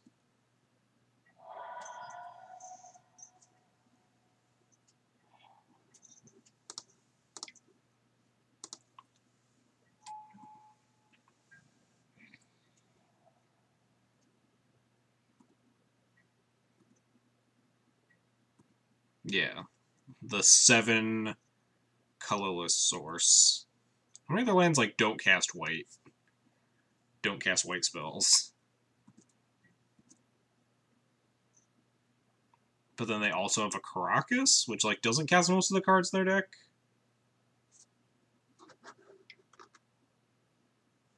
I'm very confused by just a lot of this deck. No, 8 colorless because they have the Stronghold too.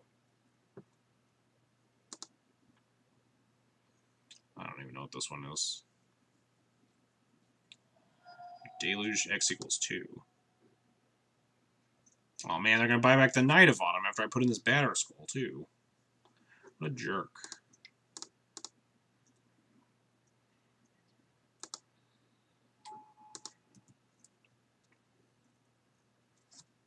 What do you want, cat? Huh? You want to say hi to the stream? Say hi.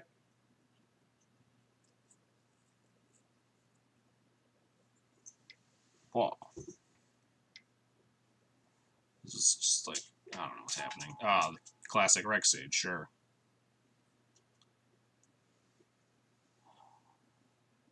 We want Skin Cat. I don't know where the skin. Oh, there's the Skin Cat. She's walking over.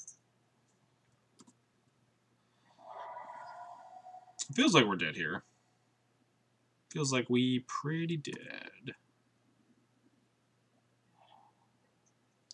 So I could Cataclysm. What does that get me? Nowhere. We keep Caracas. They keep anything. They keep. Ow! Ow! Stop stabbing me, cat. Why do you have to lay right there? Guys, Cataclysm, keep Caracas. Can you get out of there? Huh? Can you get out of there? Huh? Huh? You're not allowed to climb in there. Get. And maybe draw like, yeah, something like that. Recruiter bounce the mirror and then cat out next turn. Well, it's not unreasonable either. What does this trigger? At the beginning of your end step. Cat audibly protests. They're just losing. I mean, yeah, they just like play a 4-3, hit me at 4. Yeah, I don't really think Cataclysm. I mean, I don't think any of our lines are reasonable. I think we're like pretty dead. What am I even recruiting for here? Like wisps? Am I just like wisping my recruiter every turn now? Is that the plan? It's not like actually the worst plan in the world. Their only card in hand is Knight of Autumn, which is just a 4-3. Might recruit Jailer towards the end of this chain, but I think I just need to make 3-1s to block their stuff every turn. I don't love Jailer here. I don't know what you guys are talking about. My opponent has a lot more creatures than I do. And by a lot, I mean like 3 to my 2 or whatever. I think I'm just wisping. I don't have to bounce this yet, right? Yeah. Mom double trump. That sounds like the worst idea.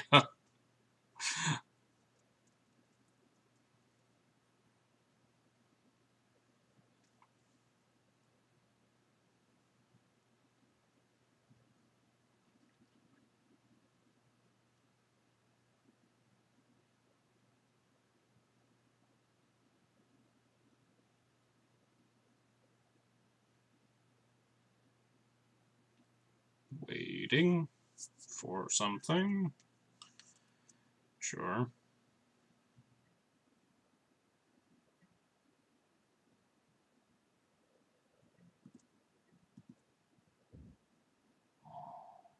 Oh, that's a pretty good one. Interesting choice of wasteland targets. Kind of wonder why they didn't target the Caracas. But okay. The last card's just Knight of Autumn, right? Was I missing something? I don't know, just activating. They're 100% guaranteed to hit, because I just ragged on it for being terrible, and like having 8 creatures to hit in the deck. And of course they hit.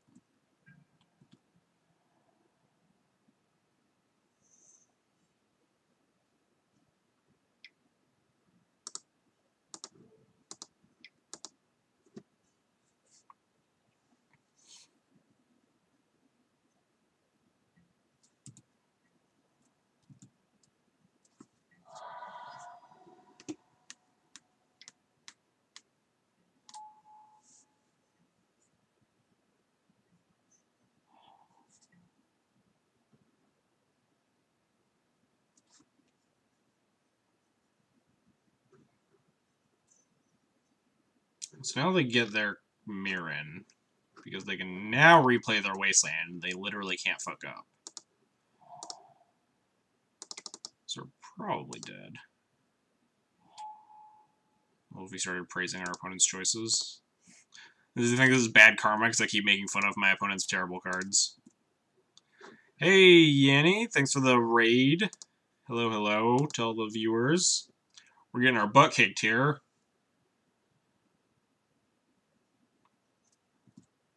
Playing some Death and Taxes.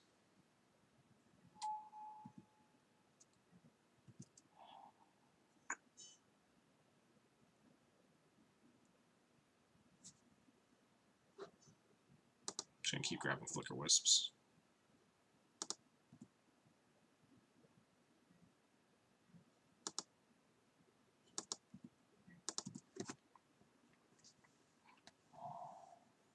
They literally cannot fuck it up this time. They did it.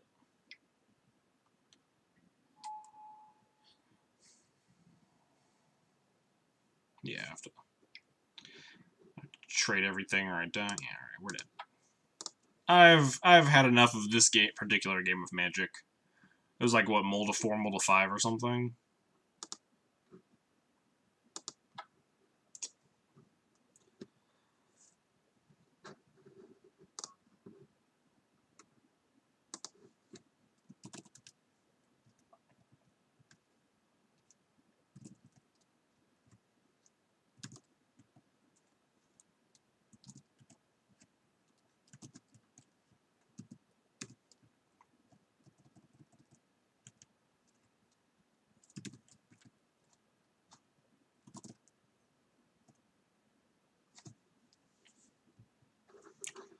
Anyway, we got one more round today of some Legacy, which we've boarded in Council Judgment a bunch, but just like, it just feels, I don't know. Third Council Judgment just like doesn't feel good.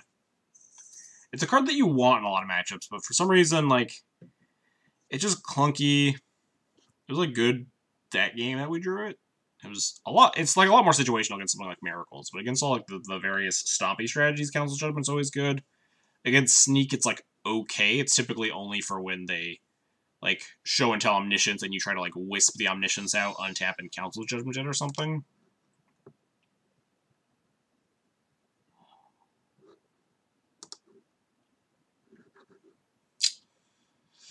This hand is definitely a clunker, but like Violent Apport's pretty strong. We have a very strong fair game going on.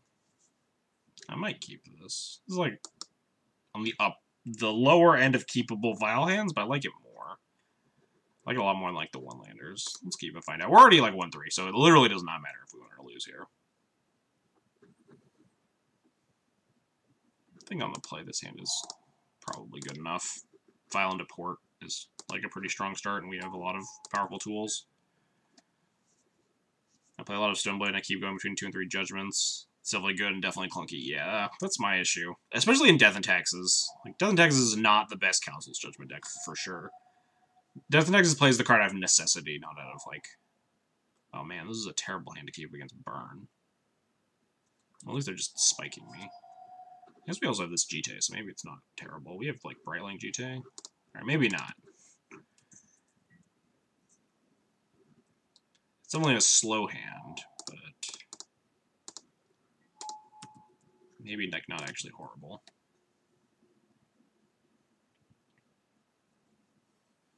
Yeah. Turns out 3-drop non-creature spells are really bad in your Thalia deck. That's fine. Get this Vial.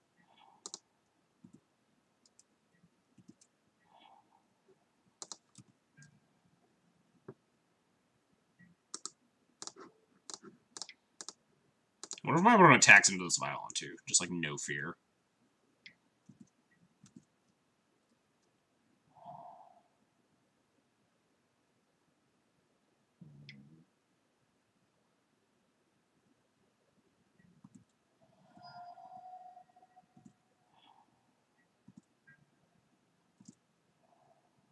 Wow, opponent with the no respect.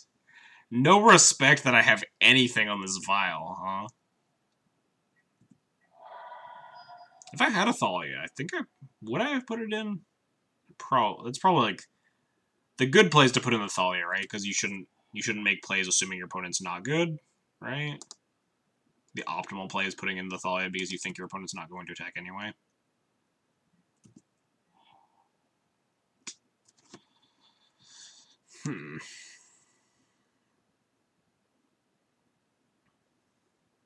Could have had like a Revoker there or something like to punish the Eidolon attack pretty badly.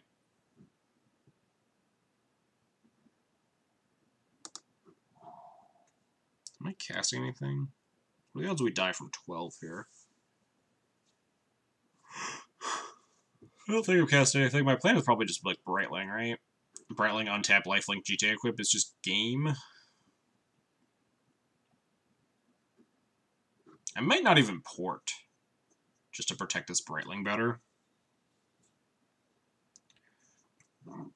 We're at 12, they have 4 cards in hand. We could realistically die. Something involving Fire Blast, probably. Or, like, Pop having to, like, hit my own card. But definitely not casting a Recruiter here.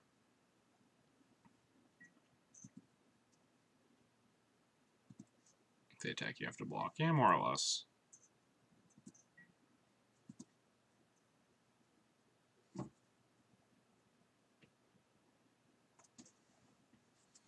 I think if I untap, I probably win. I think I'm down for just, like, gaining life with this Brightling. Even if they, like, try to, like, finish it off with a Bolt or something. Alright, put in the Brightling. Yeah, Pearl 1's another, like, option that I have.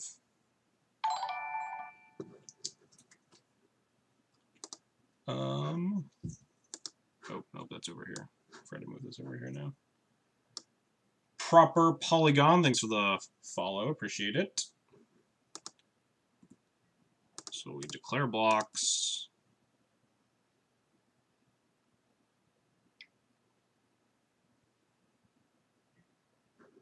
Pop me, huh?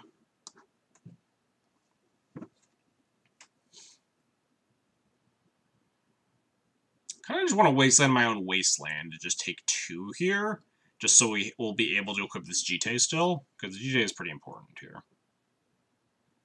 So I can still just lifelink wasteland my wasteland.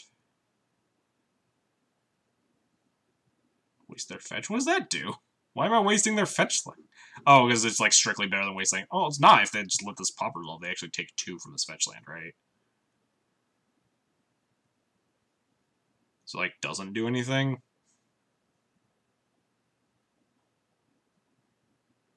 Like, wastelanding my own wasteland.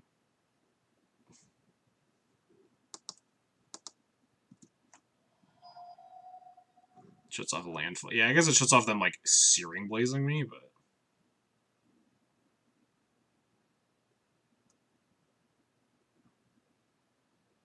I could, like, wasteland this, and then I could Violent Prelate on 1, then equip, or something.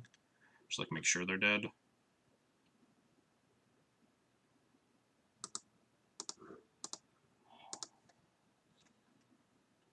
Reminder, you're going to take damage from that Foothills. Please crack it.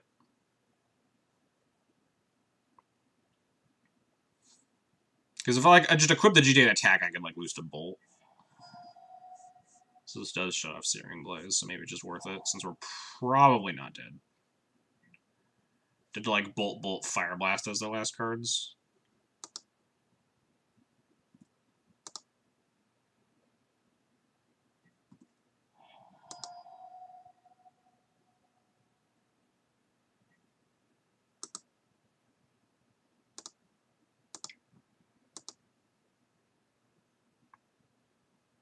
If they burn a Bolt on this Brightling, then we get to, yeah, we get to make it a 2/4. So the Brightling still dies here, but they've wasted a Bolt on it, and we still gain 2 life. So now they're at 2 cards in hand, we just have a handful of stuff.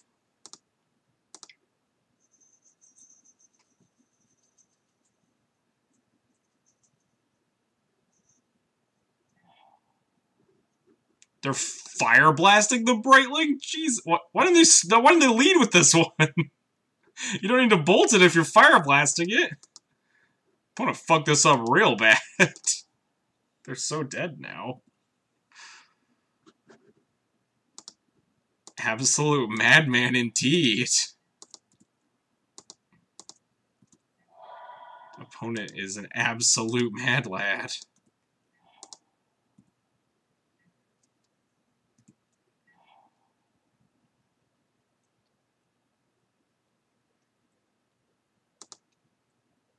I don't think I want to prelate.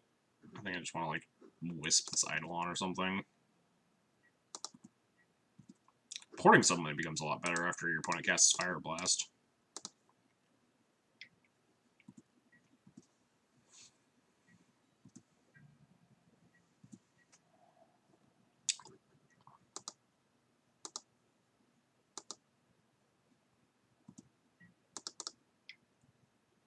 I'm gonna flicker out this mountain.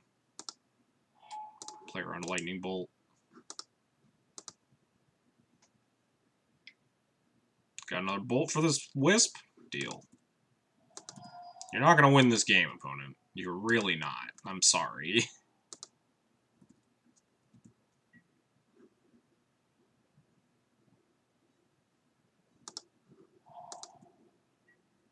I'm like not supposed to play that. Fear of more pops.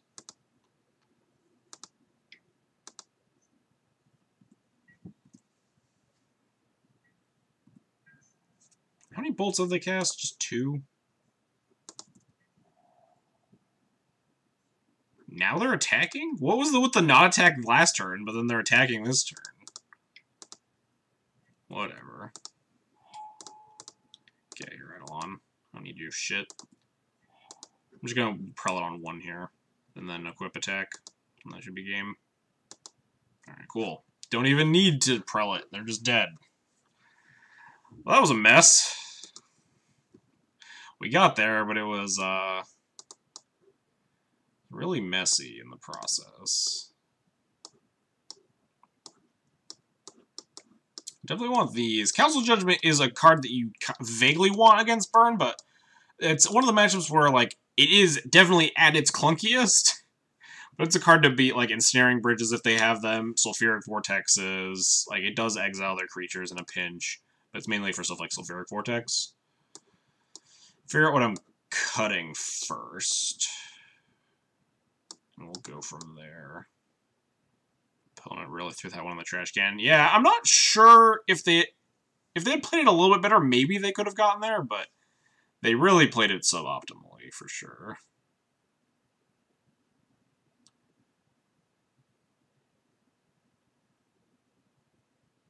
Playing against Magic's good guys? Yeah, the good guys. You should have seen my opponent's game 1. You would have been proud.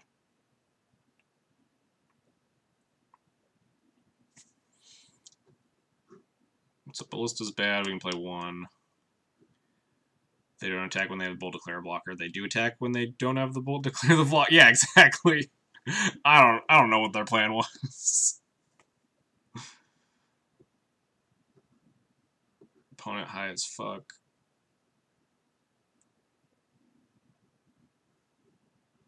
This Breiling's been pretty impressive today, though. I mean, we played against Miracles, Burn, so Breiling's been pretty strong. I was bored in 2, but I just like don't feel like it's a matchup where I want a 3rd. But you like vaguely want some number to be able to answer Sulfuric Vortex stuff. Although people are kind of off Sulfuric Vortex, especially if they're on like the light up the stage versions and stuff.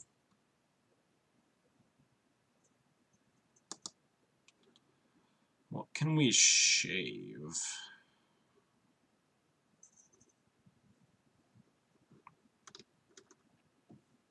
Like a Wisp, a Recruiter. A Recruiter's like kind of slow. Wisp is also kind of slow. Try it like that. Yeah, I can see cutting maybe Sophie. Like 3rd Council or Relic Warder. Maybe. I like Relic Warder being able to also just like exile Eidolons. Is pretty decent, but also being like blazable. Not great. This hand's pretty gas. They have a lot of shatter effects, but generally, like, if you've already tutored both your other equipment, and you're like playing another Stoneforge Mystic, and you're gonna go get the sword, then you probably already take enough damage where you're probably dead pretty soon. The old Goblin Guide. Oh man, we're pretty vile flooded here. What if I actually just lead with Mom? Like, Mom to Thalia, just better than developing these one of these 3 Aether Vials?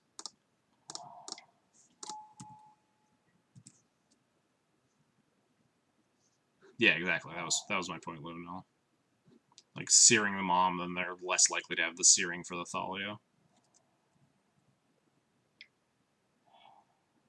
Swords of Black Rose on top isn't bad.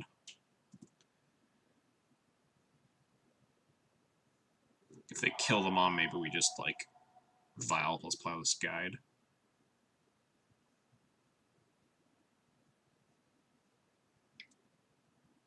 They idle on me.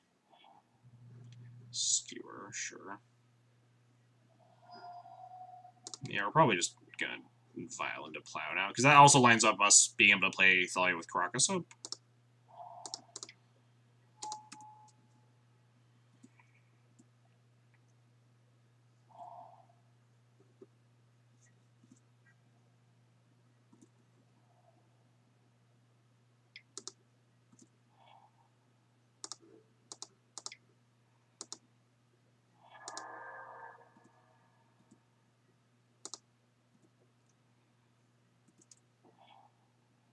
We need to find life gain.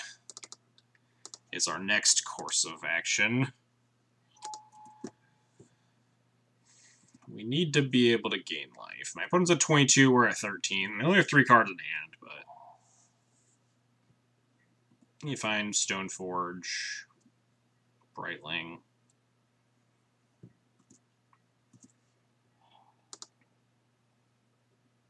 I wonder if they're supposed to attack there without another creature in play and knowing Thalia will clog up the board. Oh, just like, not give me the other land. Do they know I have the Plow, though?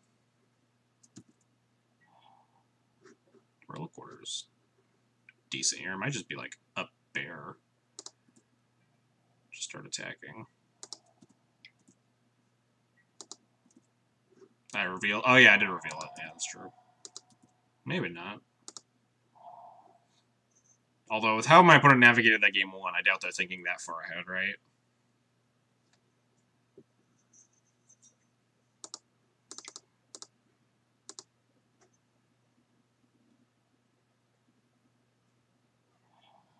They like pop me in response to this Wisp.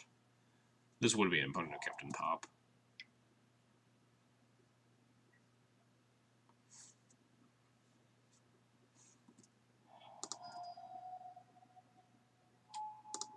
Guess we're never tapping this Caracas for the rest of the game.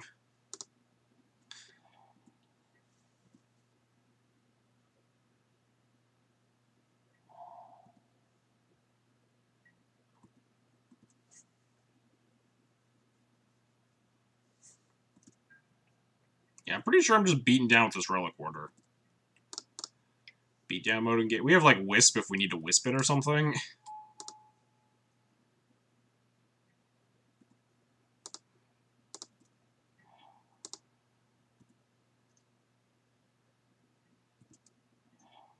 Oof, that's a pretty good draw.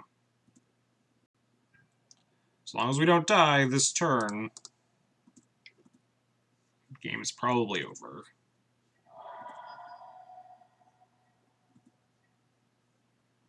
Like, no point in me doing anything here.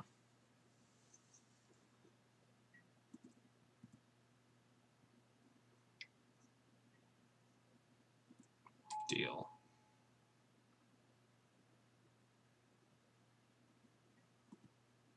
Attack me. Come on. Do it.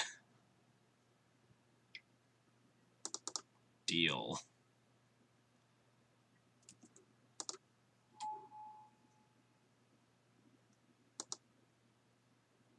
Game? Game, set, match?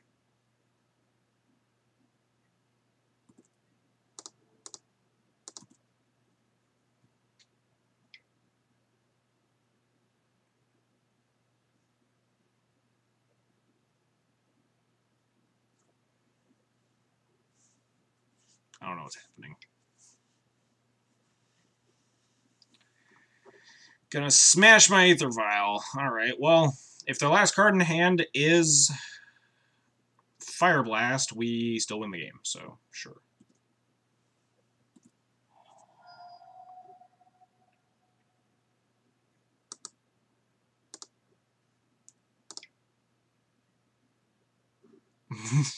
Yeah, you watched the last game where they just chucked everything into the void. Alright, game's over. We did it.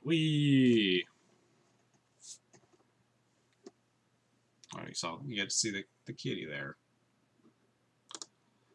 Alright. We may have 2-3'd, but we did justice, and we beat the crap out of that burn player. We did the world a favor.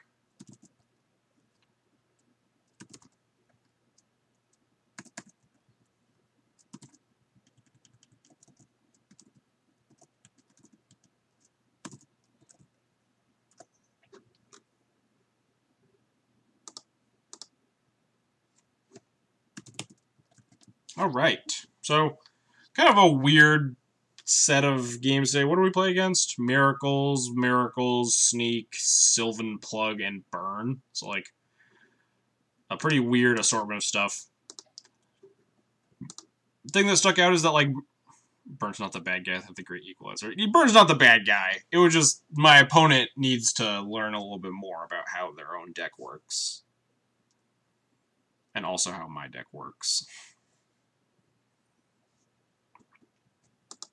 But anyway, things that stuck out is that this Burn League was actually kind of impressive. Obviously, the matches were a little bit tilted towards matchups where it would obviously be good. Like, Miracles, Burn.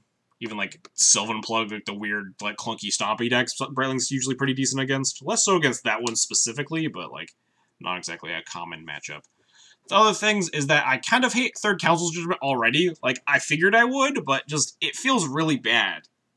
Almost every matchup that you want Council's Judgment, it's still just an insanely clunky card. And you just, like, against Miracles, there aren't that many targets for Council's Judgment. It's more just, like, a Mentor/Jace catch-all. Because those cards, if your opponent, like, runs away with them, then you will just die. But it's just not where you want to be, I don't think. Yeah, Council's Judgment is usually coming in because it's, like, better than, like, random other shit. The Miracles fit your definition of greed. What fair deck doesn't qualify than D&T by that metric? Wait, what? Oh, we're talking about the burn up there.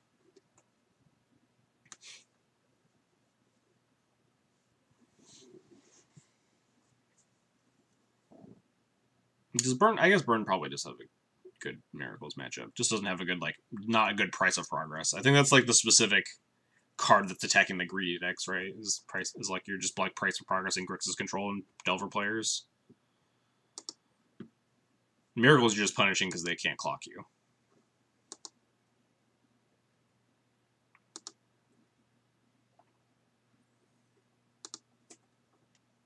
But anyway, Holy Light we literally never brought in because it's incredibly narrow, and I probably just, like, shouldn't have put it in the board.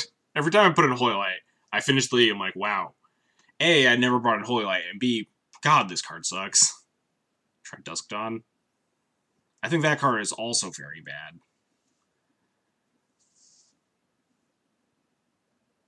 Burn's the bad guy. They have no real chance of winning the tournament and randomly trying to beat people trying to play the format.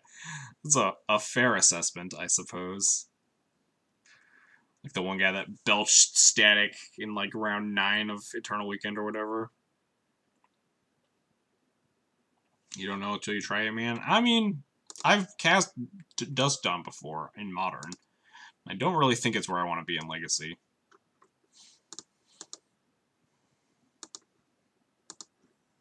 This other Council Judgment is definitely not where I want to be at. Hang on, let's return my deck to, like, a normal looking list.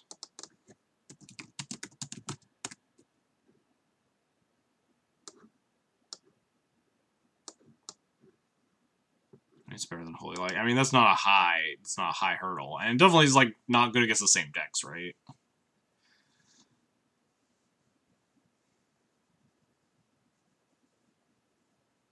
How far from playable is abolish?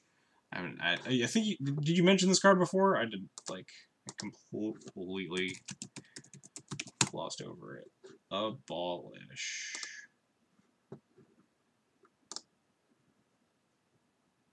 Wow, that card seems pretty unplayable. You may discard specifically a plains too. So 3-mana disenchant. You can discard a plains rather than paying its mana cost. Is it an instant? It is an instant at least. Force of Disenchant. Yeah, if it was like pitch a white card, maybe it'd actually be better, but.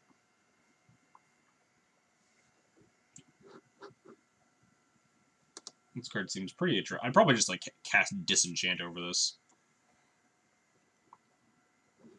Are you just trying to solve the Stompy problem with Miracles? Is that why you're searching the Disenchant variants, Patrick? At what point are you just gonna register?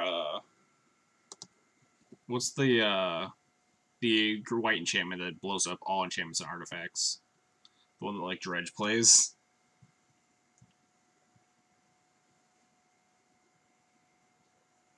Was the double pitch Wrath that people play during Eldrazi Winter? Oh god, I don't know. I don't know these cards, Patrick. Serenity. Yeah, there we go.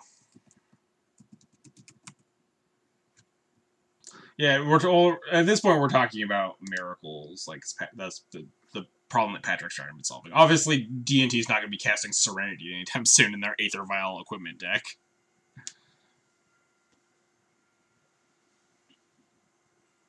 But Miracles, on the other hand, you know, if your opponent goes like Chalice, Trinisphere, Blood Moon, or whatever, and you just get to like Wrath them with Serenity.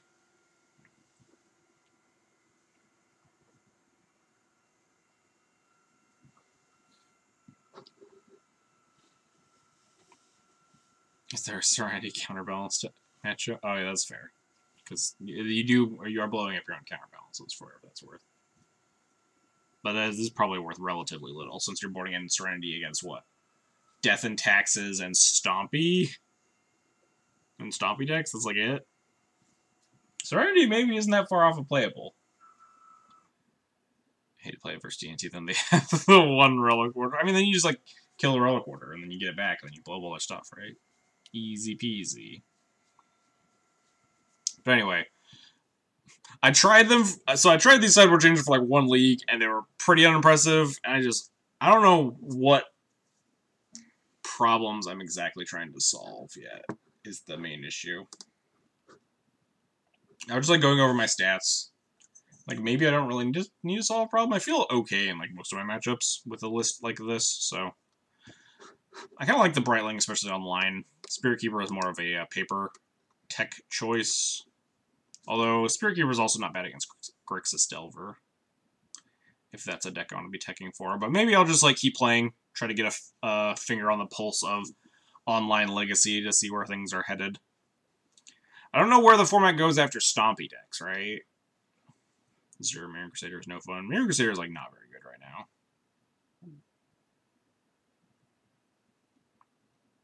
How was Brightling? Why was it amazing? Brightling was very good today. Specifically. When we fouled it against Burn, and then like played against Miracles a bunch with it. I think it might be okay. Been trying it out as like a flex card that's like decent against the aggro decks. Over something like the Spirit Keeper. I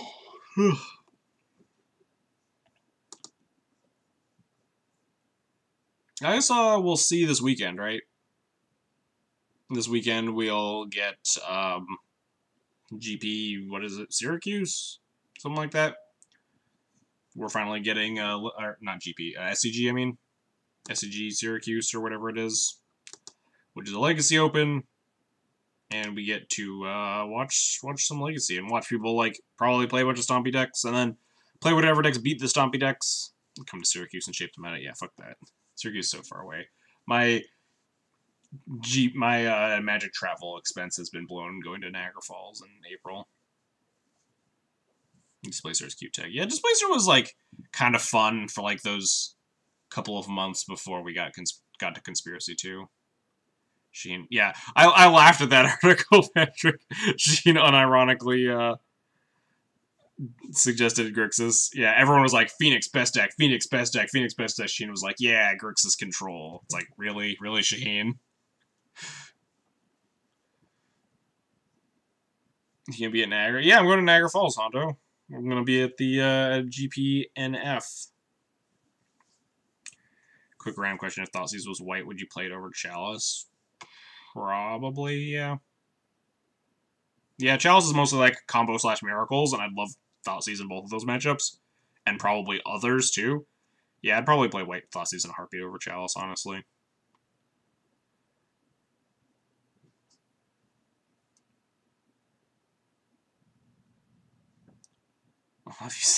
I'll have to have you sign my full Silver plans. I signed one of Army of Thalia's. I think it says like, quote, please predict me, XJ Cloud.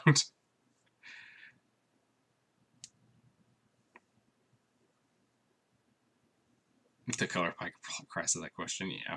I mean, obviously we're never getting anything close to like casting a Thoughtseize, but it's essentially the same concept of trying like white Maverick. Dark Maverick gets to play stuff like Thoughtseize, so their combo matchups get a little bit better than Death and Taxes post board. But like, yeah, in terms of like green-white Maverick, a lot of your combo matchups are like very samey. So I imagine you like if you're a Maverick, you'd want something like Chalice of the Void, Arthur's Sworn Canonist, which is what they played, I believe.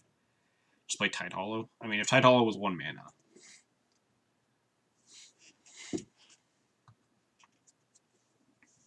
But anyway, that is probably enough discussing random shit about Death and Taxes for one day. Put this 2/2 that dies to everything. Yeah, we'll leave that to Modern. Casting Tide Hollow Scholar. Man, I don't miss playing Modern. So one of my fellow Maverick players recently started playing Chalice of Thoughtseize. I think it's wrong, but Matt, yeah, that's what I was trying to touch on there. I think like Dark Maverick should probably just be playing Thoughtseize over Chalice. I mean, I think if you're specifically gunning for miracles, you probably want Chalice over Thoughtseize still, because like Chalice is really good against miracles, but I think in general Thoughtseize is probably the card you want more. Play Standard Hero Tithe Taker. Fuck Tithe Taker. Tithe Taker is so bad in Legacy. I hope everyone starts registering Tithe Takers because the Malamujo 5-0 list. That list was a pile. Malamujo always plays like really weird tech cards though.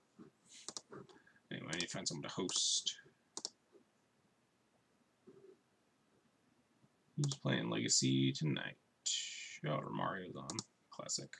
Is he playing Sylvan Plug? Lol.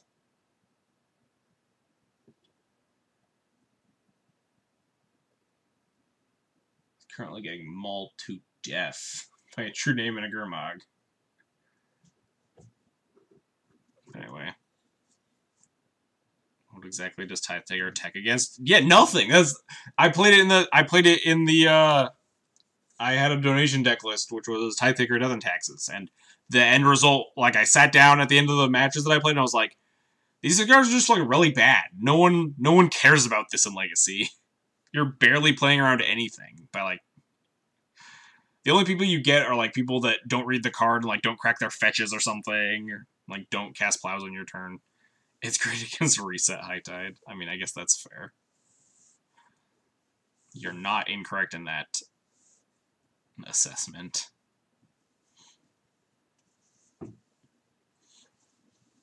But, like, at its best in a lot of matchups, you are slightly inconveniencing the opponent. But Death and Taxes already encourages your opponent to play a lot at sorcery speed, or like play around your Aether Vials and stuff. So like when your Vials are tapped down, or before you untap and get your Vial up to 3 or whatever, they need to be killing your stuff anyway. So a lot of people are already playing at sorcery speed versus Death and Taxes anyway. It's easier to name the cards that aren't good against Reset Tide. Oof. Anyway, I'm gonna go host Romario now. Anyway, thanks everybody for watching today. Hope you had a good time. If you want to see more Death and Taxes stuff in the future, drop a follow, subscribe, donate, all that good stuff. Follows are totally free, help you know I'm going live. Thanks for the strangly emote. We'll get there eventually all the time. I don't think I promised the strangly emote. I remember, like, I would say, I said I'll get to it eventually. But, thanks for the sub with Twitch Prime. Why doesn't it say, like, resub all the time? I don't know. Twitch works in mysterious ways. But thanks for the X month resub. Should be 12 month, right? No, you're still a 6-month subscriber. I don't know.